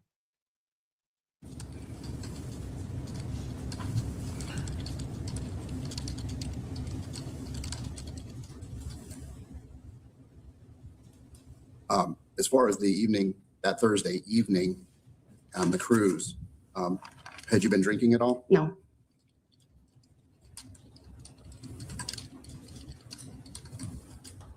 Had you drank at all during the cruise? I had 2 pina coladas and a blue Hawaiian earlier in the week, but it wasn't on the same day. It was like one a day. Which, by the way, a guy just died on a cruise. I think he had, what was it? It was 30 or 70 cocktails. It was insane. And then he went to the wrong room and started banging on it. And then they tried to go, oh, yeah, no. Anyway, that guy died. Is this stepmom? Yeah, this is stepmom. She does look young. Apparently, the dad really liked him young. Do you know if the children, based on being in international waters, could I know at Wilder Time. You don't know? No, they didn't. They're not old enough.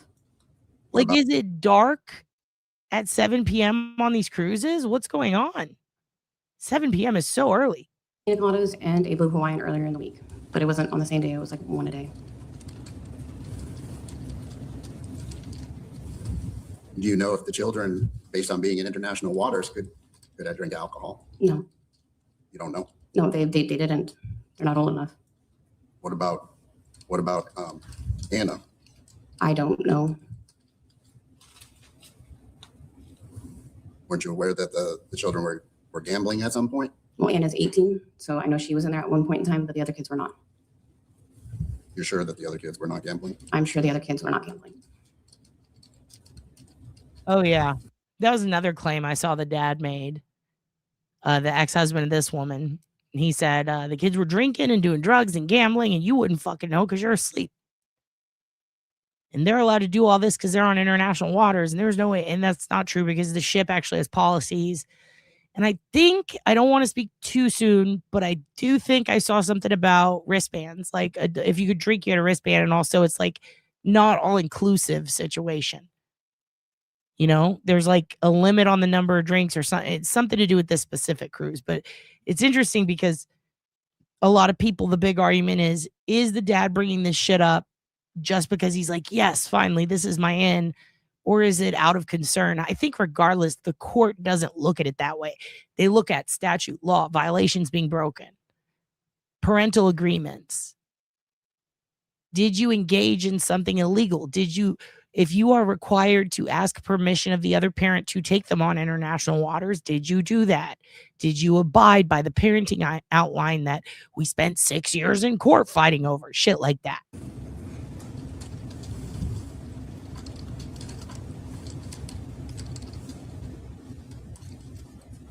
Yeah, there it is. You buy a wristband to drink all you want. It costs extra. Isn't it a lot? Someone said it was like $80 a day or something. That's crazy. As far as, does he have any diagnoses? He has ADHD. And how long has he been diagnosed with ADHD? About 3 or 4 years. Those after your separation from Mr. Hudson, correct? About that timeline, yes. And does he receive medication for his ADHD? He does. Okay, so he's probably on what, like Adderall or something? Would you not give it to him, or you gave him too much? Also, I don't know, controversial take. It feels weird giving kids amphetamines, regardless of whether they're moderated or regulated or not, before their brain is even fully developed. That feels weird. I get that it helps a lot with some kids, but it just, I don't know. I was given them at a young age by a doctor once, and immediately was taken off of them because I couldn't handle, like, that. I would just knock out. Like, I would just pass out. Like, I would fall asleep and I could barely function, you know? And then when you get in college, I remember in college, I was like, okay, I'll take them now. But again, they just like made me feel very slow and zombie-like. I don't know. But all my friends are taking them, having a blast, tweaking out of their minds. I was fucking jealous. So the controversial OB part is like, I don't know. It feels kind of weird seeing all these kids on this shit. But also at the same time, it's like maybe it works different for them. I don't know.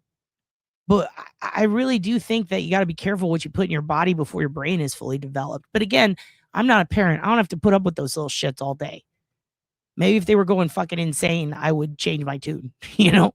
What medication was he on for? Methylphenidate. No, it's not for me to spell it, damn it, you know. Methylphenidate. I don't know the spelling. Okay. Yeah, and methylphenidate is the shit that is also in shampoos and stuff. Methylphenidate. No, it's not for me to spell it, damn it, you know. Methylphenidate. I don't know the spelling. Okay.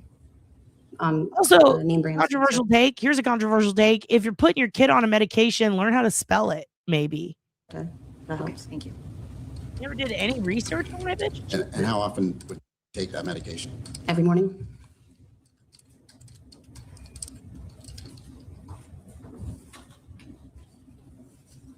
And did he take the medication on the cruise with him? Yes. He also takes a nighttime pill as well. The same medication? No, it's clonidine.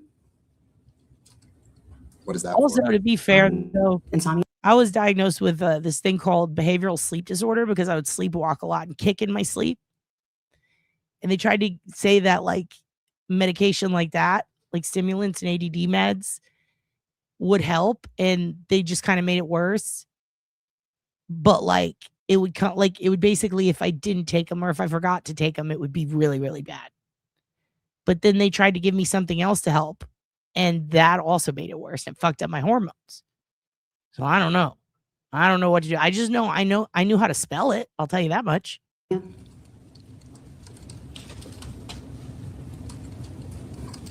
Did you hold on to the medications? Yes. What's up, Boogan? Did you make sure he took his medications every day? He took his morning pill every day, and he missed 2 doses of his clonidine at night. What is clonidine? I don't know what that is. Anybody down there know what that is?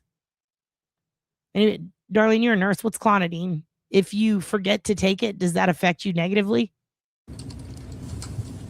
You held on to the clonidine as well? Mm-hmm. That's yes? Yes, sorry. Also, how did he forget to take it if you held on to it? You're the parent. You can't give it. I'm trying not to be jealous or not. What's judgy? I'm definitely not jealous of her right now. Try not to be judgy, but like, so you remembered to give him his ADD meds, but you didn't remember to give him his nighttime medication? Don't say he forgot. You forgot because you have it. It lowers the blood pressure by relaxing blood vessels, decreasing heart rate. Well, he wasn't drinking, right? They said he wasn't. Benzos? It's Klonopin? Oh, so it's like a downer. So basically, he was put on stimulants. He took those, and then he forgot to take the come down off stimulants medication? I don't think so, ma'am. I think you forgot to give your son his medication. I'm sorry if that's harsh, but if you have custody of the meds and you did not check on him at night and he doesn't have his meds, how did he forget to take it? Just got here. Why are the kids on the boats medicated? You know how many parents take their kids' meds? The kids on the boat are medicated. Well, one of them is because he's got some kooky stuff. He's got some situation where he needs to take it, whatever it is. He's got a situation going on. He needs to take uppers and then downers at night, I guess. And he's 16. And mother here says he forgot, even though she has them. No, she wasn't taking them. She was holding them. She said, look, listen to her. She says, I had them. He took his medications every day. He took his morning pill every day, and he missed 2 doses of his clonidine at night. See, that's what I'm saying. He didn't miss them, man. It was your job to give them to him. You held on to the clonidine as well? Mm-hmm. She held on to it. So she had custody of the pills, and in order to take his meds, she had to give them to him. So saying he missed 2 at night is, I didn't give him the 2 at night. but she's on the stand, so I guess she's trying to avoid accountability without lying, I guess. And what do you mean he missed the dosage? What happened there, He went to bed before he got it. He was already asleep. including that Thursday night? No, Thursday night he didn't get But it. how would you know that? This is the part that pisses me off. How would you know that he went to, how do you know he was asleep? Because you didn't check on him. You saw him leave the table is the last time you saw him. He was across the hall from you. You didn't knock on the door and say, hey, take your meds? Because you said you didn't knock on the door and you didn't go in there. That's what I don't get here. What do you mean he went to sleep? How do you know he was asleep in that cabin if you did not check? I fell asleep before. Clonidine is 100% not a benzo. Uh-oh. What is it? What's a clonidine? He did. Oh, are people thinking Clonopin? No, Clonidine with a D. I'm going to look it up. Oh, Just to heart make rate. sure I understand him. So it lowers your heart rate. So you can go to bed. Okay. While on the cruise, he missed taking that nighttime medication twice. Like, one of the nights was because he fell asleep prior to taking the medication, and the other night was the night before. Okay. So thank you, Judge, for clarifying this. So the night that he, quote unquote, missed it because he was asleep was the night before. Good. To bed before he got it. He was already asleep. Clarification is what we Including need. that Thursday night? No, Thursday night he didn't get it. I fell asleep before he did. Okay, so she fell asleep before he did. So just to make sure I understand him, while on the cruise. Oh, no, this isn't in court. It's not in court because of the murder. It's actually in court over child custody of the other kid. Because she has the one kid who allegedly killed her stepdaughter. And he's at the great-grandparents' house or the grandparents' house or something. He went to go live with someone else. Which, what? And the youngest one, the dad took her to court. And she has to tell the truth on the stand, even though the FBI is looking into it. And so that's how we're getting all these answers. That's how we know anything about the cases, because of this. Blood pressure meds off-label for ADHD alpha blocker. Okay. So it blocks dudes from being an alpha or what? All right. An axolotl drug. Excellent. Excellent. Welcome, Clam. Welcome, Clam. PETA, you missed a lot. You missed a lot of excuse making from this lady. He missed taking that nighttime medication twice. Like, one of the nights was because he fell asleep prior to taking the medication, and the other night was the night before. Correct. I fell asleep before he You did. fell asleep, so he did not get the medication the night. Yeah, he didn't. Okay, so how does she know that he fell asleep or that she fell asleep before him again if she didn't go check on him? That's what I don't get. Before the incident. All right, thank you.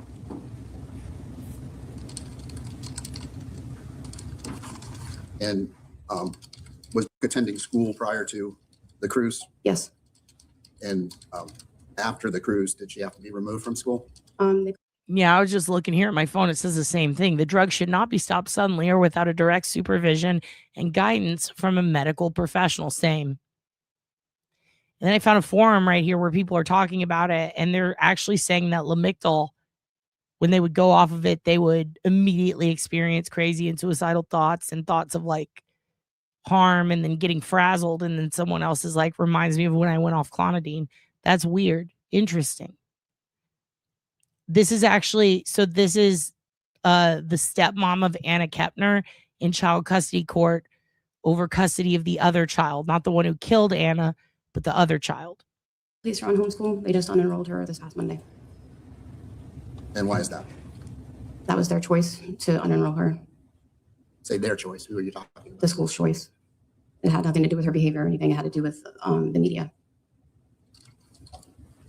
Wait a minute. So the school kicked the little girl out of school because of the media around her family? Hold the fuck on. I'm going to shut up. I'm going to shut the fuck up so we can listen to this again, because I cannot believe what I'm hearing. What? That's actually fucked up. What? Was attending school prior to the cruise? Yes. And after the cruise, did she have to be removed from school? They placed her on homeschool. They just unenrolled her this past Monday. And why is that? That was their choice to unenroll her. Say their choice. Who are you talking about? The school's choice. It had nothing to do with her behavior or anything. It had to do with the media. She's currently on a homeschool status indefinitely. No, she's being enrolled into another school.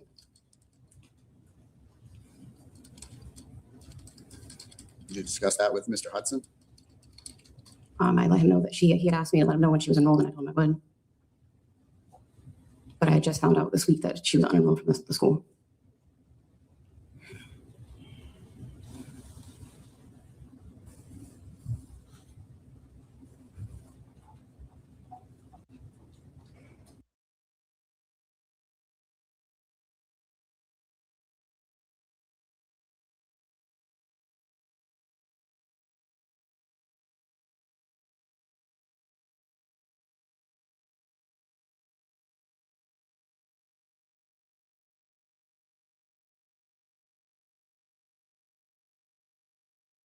Damn it, I'm muted. So I just want to see, I don't want to seem like a total heartless bitch. So I do want to say, I do feel bad for this woman to an extent, because regardless of a parenting mistake of not giving a medication when you should have, you know, I can, if my kid's asleep and they need a medication to go to sleep, then I can see maybe being like, you know what, he's in bed already. It's fine. You know, and if this guy, the husband, started seeing her when she was younger, depending on how young, seemingly she already had kids and an ex-husband, so not that young, you know, she's an adult. She might not have known the details of his past with his ex. Yeah, she might have planned exactly, darling, to wake up and give it to him. Maybe she didn't know the things that the boyfriend said, because he never said that he made the mom aware of it, you know. We don't know if Anna did. But again, you know, she might have thought she didn't need to check on him that night. I'm still irritated she didn't, but like, even let's just say, yeah, she made a mistake by not checking on them. I don't know that most people would expect their kid to kill their sibling, you know? So I feel bad for her that she's going through that. And now she has another daughter, because they seemed happy. Like all the pictures of them, even with Anna, they all seemed very happy online. So I think the situation here, like, it's unfortunate. It's very sad. It's tragic even. But like, I do feel for her, because imagine you got to now tell your little daughter, like, hey, you can't go to school because of this situation. What if the little daughter looked up to the 16-year-old brother and now her world is crushed? Her brother's gone. I'm sure it's very, very stressful in addition to the media. So I empathize with her on that. As far as going to be allowed to come back to your home at any point? At this time, no. Not with the FBI investigation. I mean, think about it. Most people would go, oh, why are you protecting your 16-year-old? Why are you doing all this? You're not going to let him around the kid. Like, she immediately had him removed from the house. And she's abiding by the investigation. So she's doing, I guess, everything she can, legally speaking, and, you know, ethically, what one would think one would do. Separate him from the other kids. You know, get him mental health evaluations. Cooperate with the FBI. These are all things one would expect a parent to do if they were unfortunately in this situation. She seems to be abiding by it. She's showing up to court. She's giving honest answers. Whether or not your husband will allow him to return to the home even if the investigation is concluded? As of right now, he's not coming back to the home.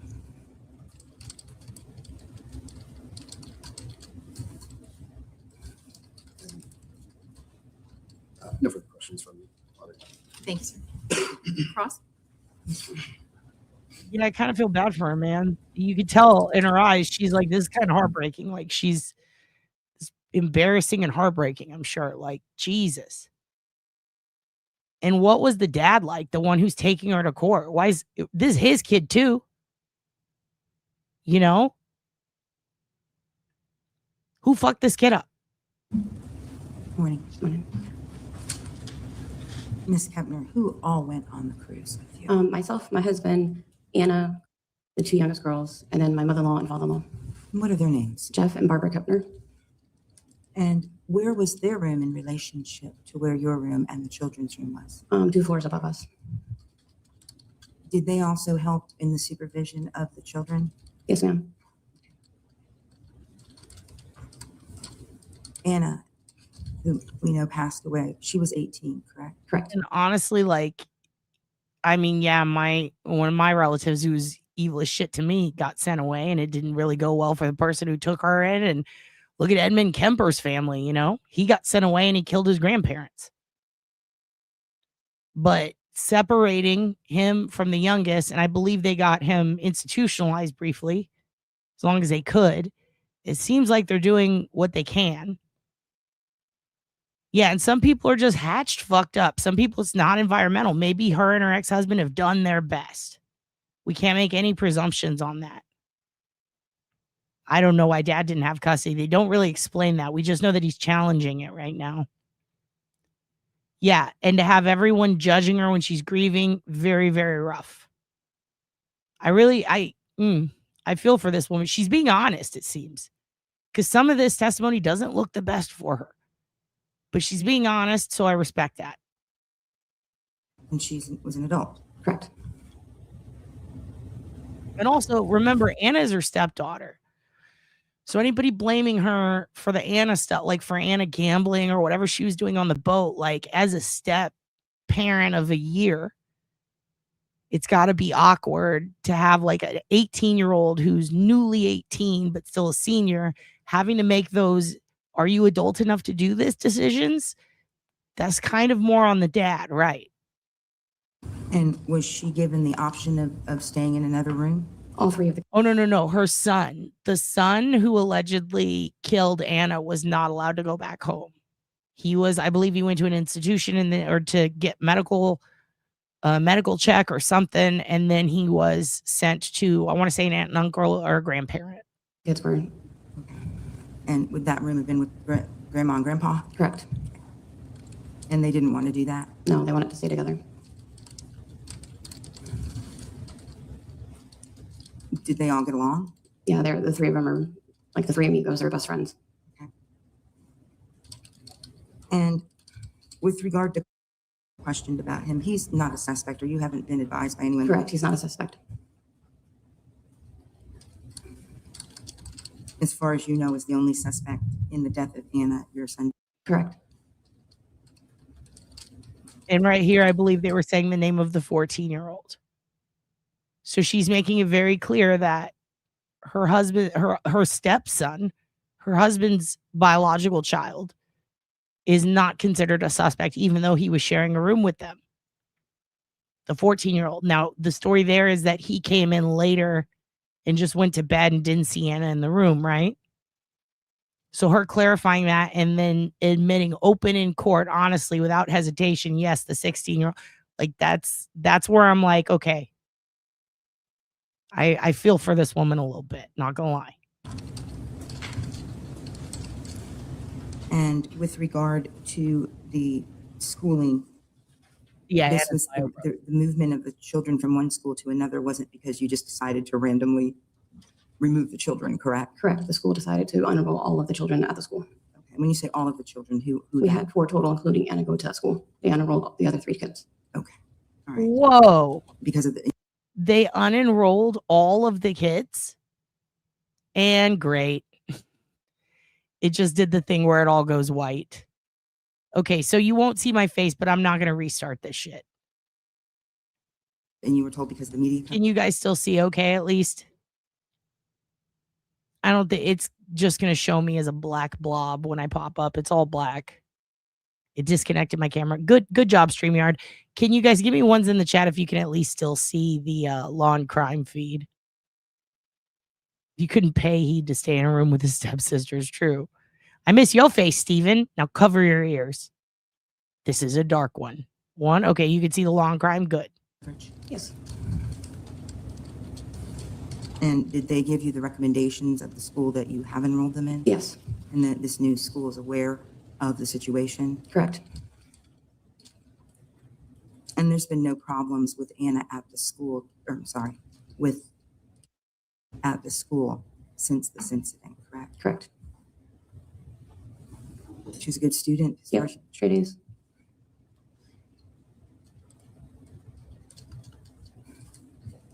So the kid's doing good in school, but they just kicked her and all her siblings out. Can you redirect?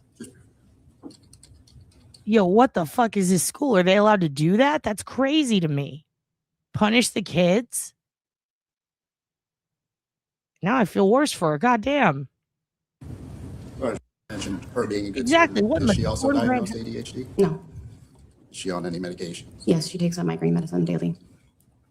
Oh, so Anna takes a migraine medicine every day. And she was getting a migraine. Okay. And are you the one that administers that medication? Yes. How long has she been on that medication? She's been on that medication for 2 years now.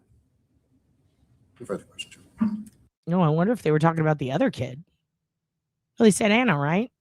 That's weird. All right. Yeah, mine does the same. Mine does the same. Yeah, I want to know what school would kick kids out because of shit going on in the media with their home life. That's fucked up. That's real fucked up. I don't like that. All right. So that's the Anna Kepner stuff. I do have to get out of here soon, but I do have a little treat for the end. But first, I'd like to discuss the case a little more. And I'm sorry you're not going to see my face because StreamYard is out to get me. But I will say, oh, we're done with it. We're not watching anymore. We're not watching anymore. But I will tell you this much, okay? It's Florida. That's Florida for you. Yeah, that's the end. That's Florida. We are going to keep checking for updates on that one because I don't know. I don't know much about maritime law, but I'm very curious about how this is going to play out. It is within the FBI jurisdiction, but it does involve minors. But also, with the history behind Dad there and his prior wives and how they came to be his wives, I'm a little concerned. Was it poor parenting decisions maybe that caused this? Well, are we putting the onus on the kids? I mean, I guess we don't have to blame anyone till we find out more, right? But this is a strange situation. Could something have prevented this? I want to know if the boyfriend or Anna told her parents what was going on with the 16-year-old. I see that, darling. I see that. And thank you very much. I agree. Girls in one room, boys in another would have been maybe a better option. Yeah, there's not a single room on there. The travel agent shit is weird to me too. I'm sorry. I'm not trying to be petty, but I don't know anyone that uses a travel agent. That's kind of wild. And then to have such limited options. I'm just I mean, the family dynamic, yeah, it's personal, but I do think it lends a lot of credence to possibly, was this preventable? Was there a point in family court where this was brought up in the past and a judge forced the boy to live with the mom? Like, we don't know.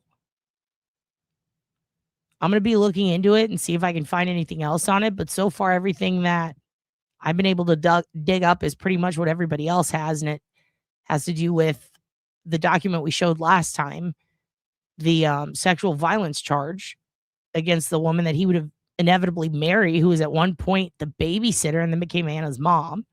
So we already went through a lot of that stuff.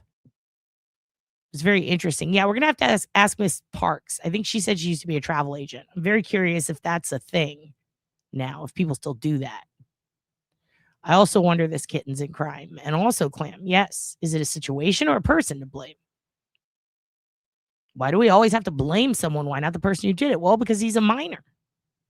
And he was put on a boat out to sea and he has apparently some mental issues. So probably not a good mix, but was this something foreseeable? Yeah, the bio dad was trying to get custody before all this multiple times. Did he use this as an in? Was he trying to get custody because something was fucked up in the family? Something is not connecting. Yeah, I feel like we're all trying to catch up, because here's the thing. They're not releasing a lot. And the few things that they are releasing, it's just custody hearings and custody information. Yeah, and the mothers are always blamed. I want to know about the dad, but the problem is the dad is not the one at the custody hearing. And that's why I was asking earlier, what's his dad like who's suing her? Or who's taking her to child custody court, I should say. Did he have a big influence in the boy's life? Was he with the boy for a long time and the mom just got custody? I don't know. It's very strange. On another note, we're going to end on this because you guys really seem to like room raiders. Got a couple of we're going to transition into room raiders talk and reality TV talk. You guys really liked, I agree, 7 p.m. bedtime is gnarly. And yeah, they still use travel agents in Australia. High End still uses travel agents. Interesting. Cruises scare the shit out of me, though. I'll never go on one, especially now. Jesus. No, there are no. How have there not? Well, wait, there is a cruise reality show. It's Below Deck, and it's amazing. Well, anyway, back to reality shows. We're gonna end on this. You guys like the room raiders? You guys like watching all the next bus and shit like that? You liked it? Made you laugh? Okay, good. We're talking about the weird reality TV of the late 90s, early to mid 2000s. And I found this and I thought, wow, this is pretty fucking wild. I forgot about this show. It's called Date My Mom. And it's people trying to get someone to date their mom. Imagine if your child, when they're a teenager, goes on MTV and gets to pick out who you date. Imagine that. Well, guess what? You don't have to. It already exists. This is Date My Mom. Mom will have to convince me that their son is the boy for me. And I am going to take it off 1.25 because I was not ready for that. And we're going to keep it on the highest setting. All right, here we go. Let's go back a little bit. This is it. First of all, Jesus, Carol Sue save. There's not enough Imodium in the world. There's not enough barf bags in the world to get me on a cruise. Okay? There's just not. How many of you watch this show? Girl Ryan did. How many of you would go on this show? How many of you would go on this show and let your teen pick your future spouse? Mia, would you let Heed pick for you? Good night, K-Dubs. One in the chat if you would trust your child to pick your date. Let's not say spouse, let's say your date. It's me that their son is the boy for me. I'm into guys who are hot, not guys who think they're hot. Time to date these mothers and find me a lover.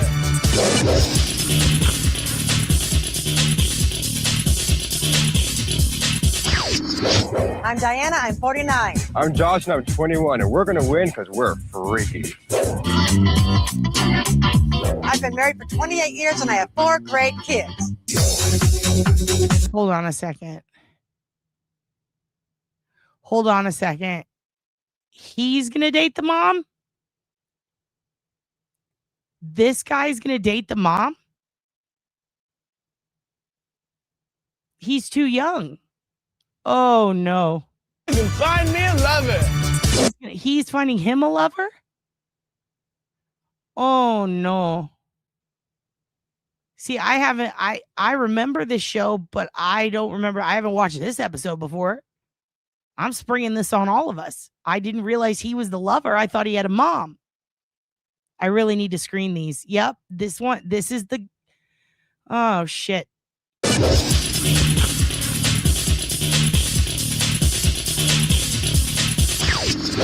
I'm Diana, I'm 49. I'm Josh and I'm 21, and we're gonna win because we're freaky. I've been married for 28 years and I have 4 great kids. I used to be a go-go boy, so I can dance, twist, and bend into any position you'd like me to be in.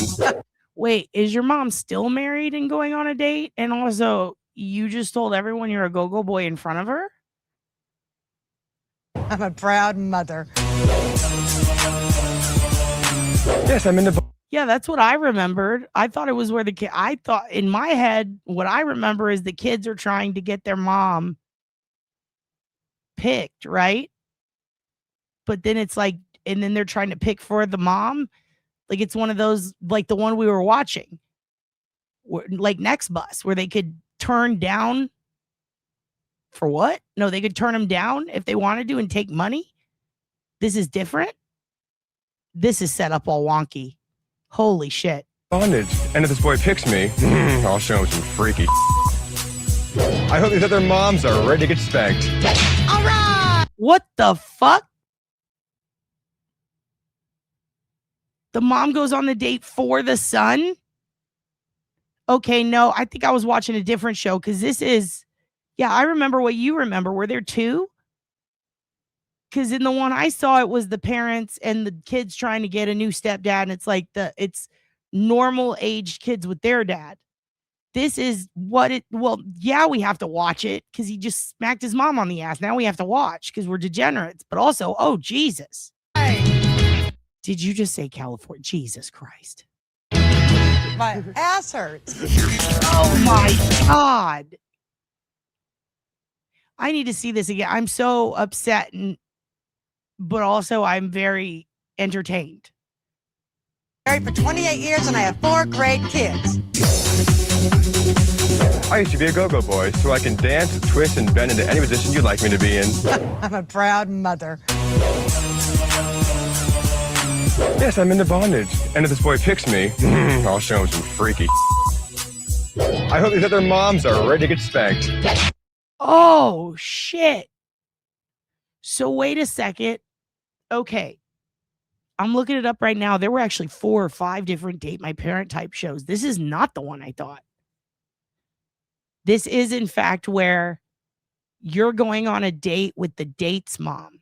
So the one you want to end up with, you don't know who they are. You just date their mom, and then you pick based on the mom, how the date with the mom goes. And whichever mom you pick, you get her son. Oh, this is different. I'm glad it turned out this way because it's weird and I'm confused. And I'm learning things. All right! My ass hurts. This is gonna be stellar. Bring on mom number 1. Tell them that we're not the stereotypical family. You know, we're the Bundys, the Osborns, Roseanne, all into one. All into one. You got it. You're definitely the Bundys, but it's like the Ted Bundys. What if he asked me how many sexual partners you've had? Infinity doesn't even begin to describe it. Walked around the block, have you? Okay. Walked, run, bent, twist, name it. All right. Hey. Village bicycle, everyone's had a ride. Grounded. Immediately grounded. You know, this is a great dichotomy because, you know, we were talking about the parenting decisions of the woman on the boat. I mean, these parents are making an awful decision, and yet their kids get to live. It's weird to think about. Do you want me to talk about the bondage a little bit?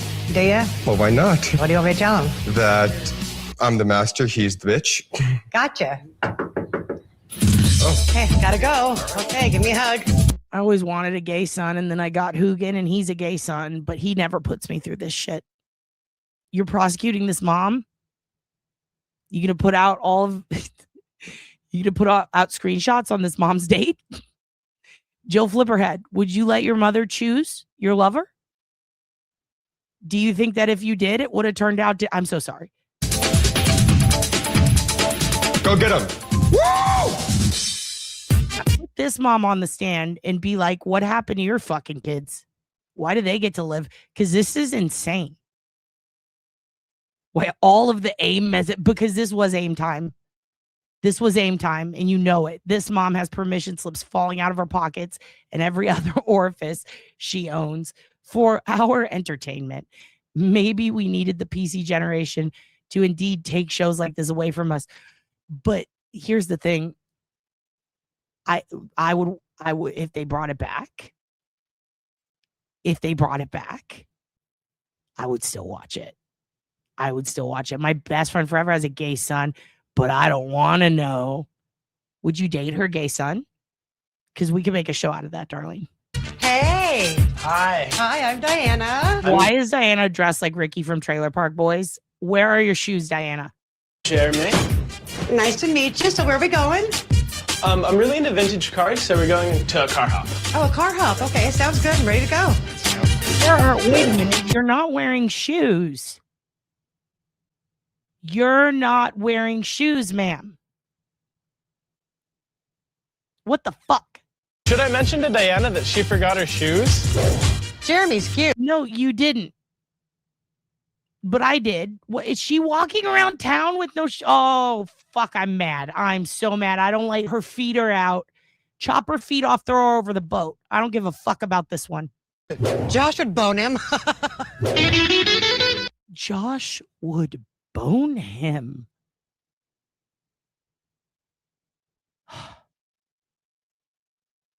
What the fuck? Oh, yeah, that's true.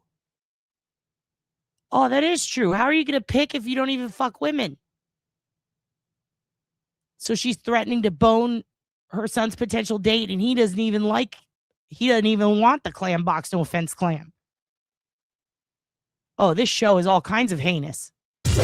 Jeremy's cute. Josh would bone him.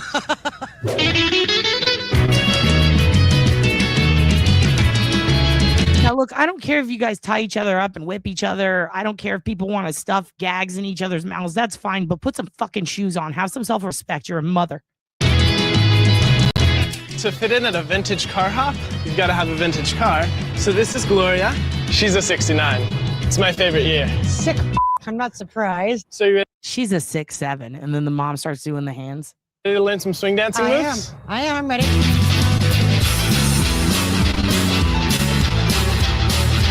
Come on, there you go, there you go. So do your feet hurt at all from this? Oh, hell no. I never wear shoes. My feet are a shoe. Bottoms like leather. Let's take a break and have a milkshake and talk about your son. Sounds awesome. Perfect.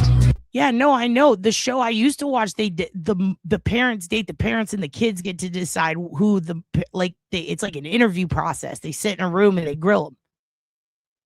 And in this one, the gays are dating the other gays' moms. I mean, this is, and also, yeah, what about choking? I'm a 6'9". Okay, you know what, Darlene? I'm doing 6'7" hands at you right now, okay?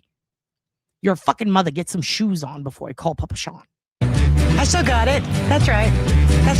Ma'am, I said 6'7". What are you doing? That's right. So what's your son's name?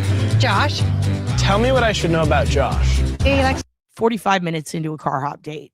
What's your son's name? Yeah, cut her fucking feet off. We don't need them. I don't need her feet up in here, taking up all the camera. Fuck that. to go dancing, do a little bondage. It's got a shirt that I refer to as just a couple of headbands, really. Tell me what Josh looks like outside of the bondage clothes. Outside the bondage clothes, Josh is very, very tall, 6'2", perfect body. He has a big, giant black coat that he wears, and people call him Neo because he looks like Keanu Reeves. I'm strangely turned on right now. Does he go out on a lot of dates? He doesn't really date, per se. He's got friends. He'll bring somebody home. You know, I said, so who's that? I'll say, it's just a friend, which means he bones him. But that's his friend. That's interesting, yes, to say the least. Sometimes there's a residue that, you know, marks that somebody was his friend. Ah, if I asked him, would he tell me how many people he's had sex with in the past month? Yes, sir. I think he said infinity. But I think he said. How about you? I'm conservative. Oh, me. Josh has got a lovely whip. Makes a really awesome sound. He just likes to slip it in the air. Makes a cool noise. You a good bitch? No. What the hell? Does your son have any special talents? Well, actually, he used to dance for. Okay, we need to go back. First of all, you're at a car show talking about a whip. You know he doesn't know what you're talking about. He's thinking cars. Second of all, tell your fucking kid to put some goddamn clothes on. Third of all, this is a weird relation. This is all relationship weird. This is weird. All of this is weird. God damn it. Like this. She's in this car without shoes on. It's weird that she still doesn't have shoes on. Higher. He was a go-go boy. Do you think you could show me some of his moves? Look at Josh. Oh, God. Look at Josh. No, she's stepping on the seat with her disgusting, dirty, filthy human feet. Ah. Look at Josh. Look at Josh. Also, the thing she's doing to the teen, but mostly, why are you standing in the car with no shoes on, you disgusting bitch?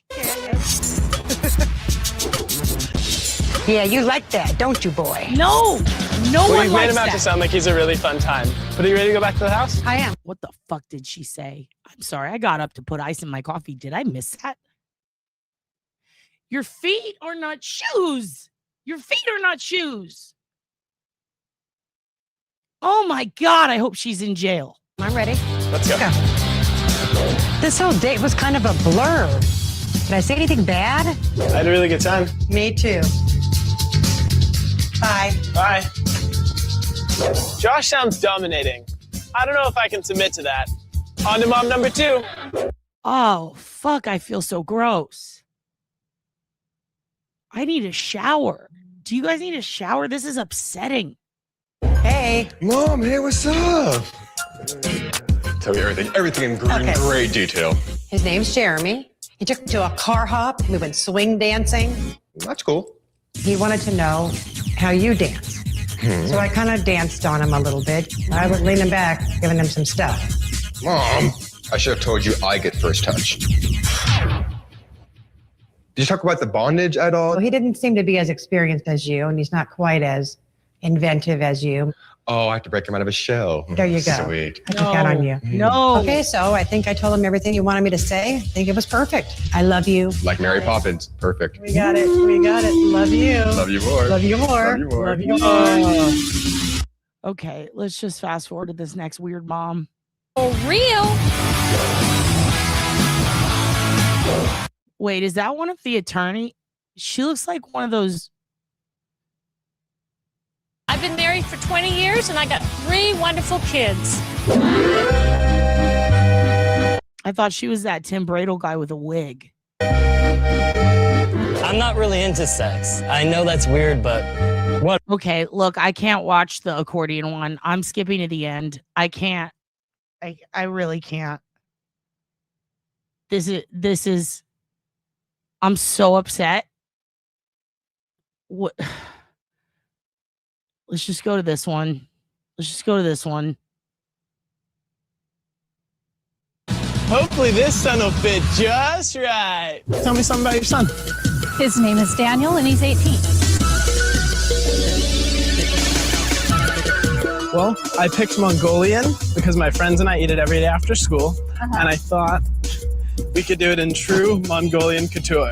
Oh, good. Mongolian couture is just like swords and raw beef, isn't it? Also, yeah, it's too Polish. It's way too Polish for me. I don't want to relate to any of this. I'm ready. What does Daniel look like? Well, he didn't want me to tell you like this, but he's 6 foot, eyes of blue, beautiful smile, and broad shoulders too. Wow. He likes? I don't know, but he has a Fall Out Boy shirt, so I'm going to guess 2005 to 9. Guys with hair, and he likes the happy trail. Do you have a happy trail? I do. Okay, you know what? We're ending this. Good night. I'm not. This is. I don't want to get arrested. Good night, everyone.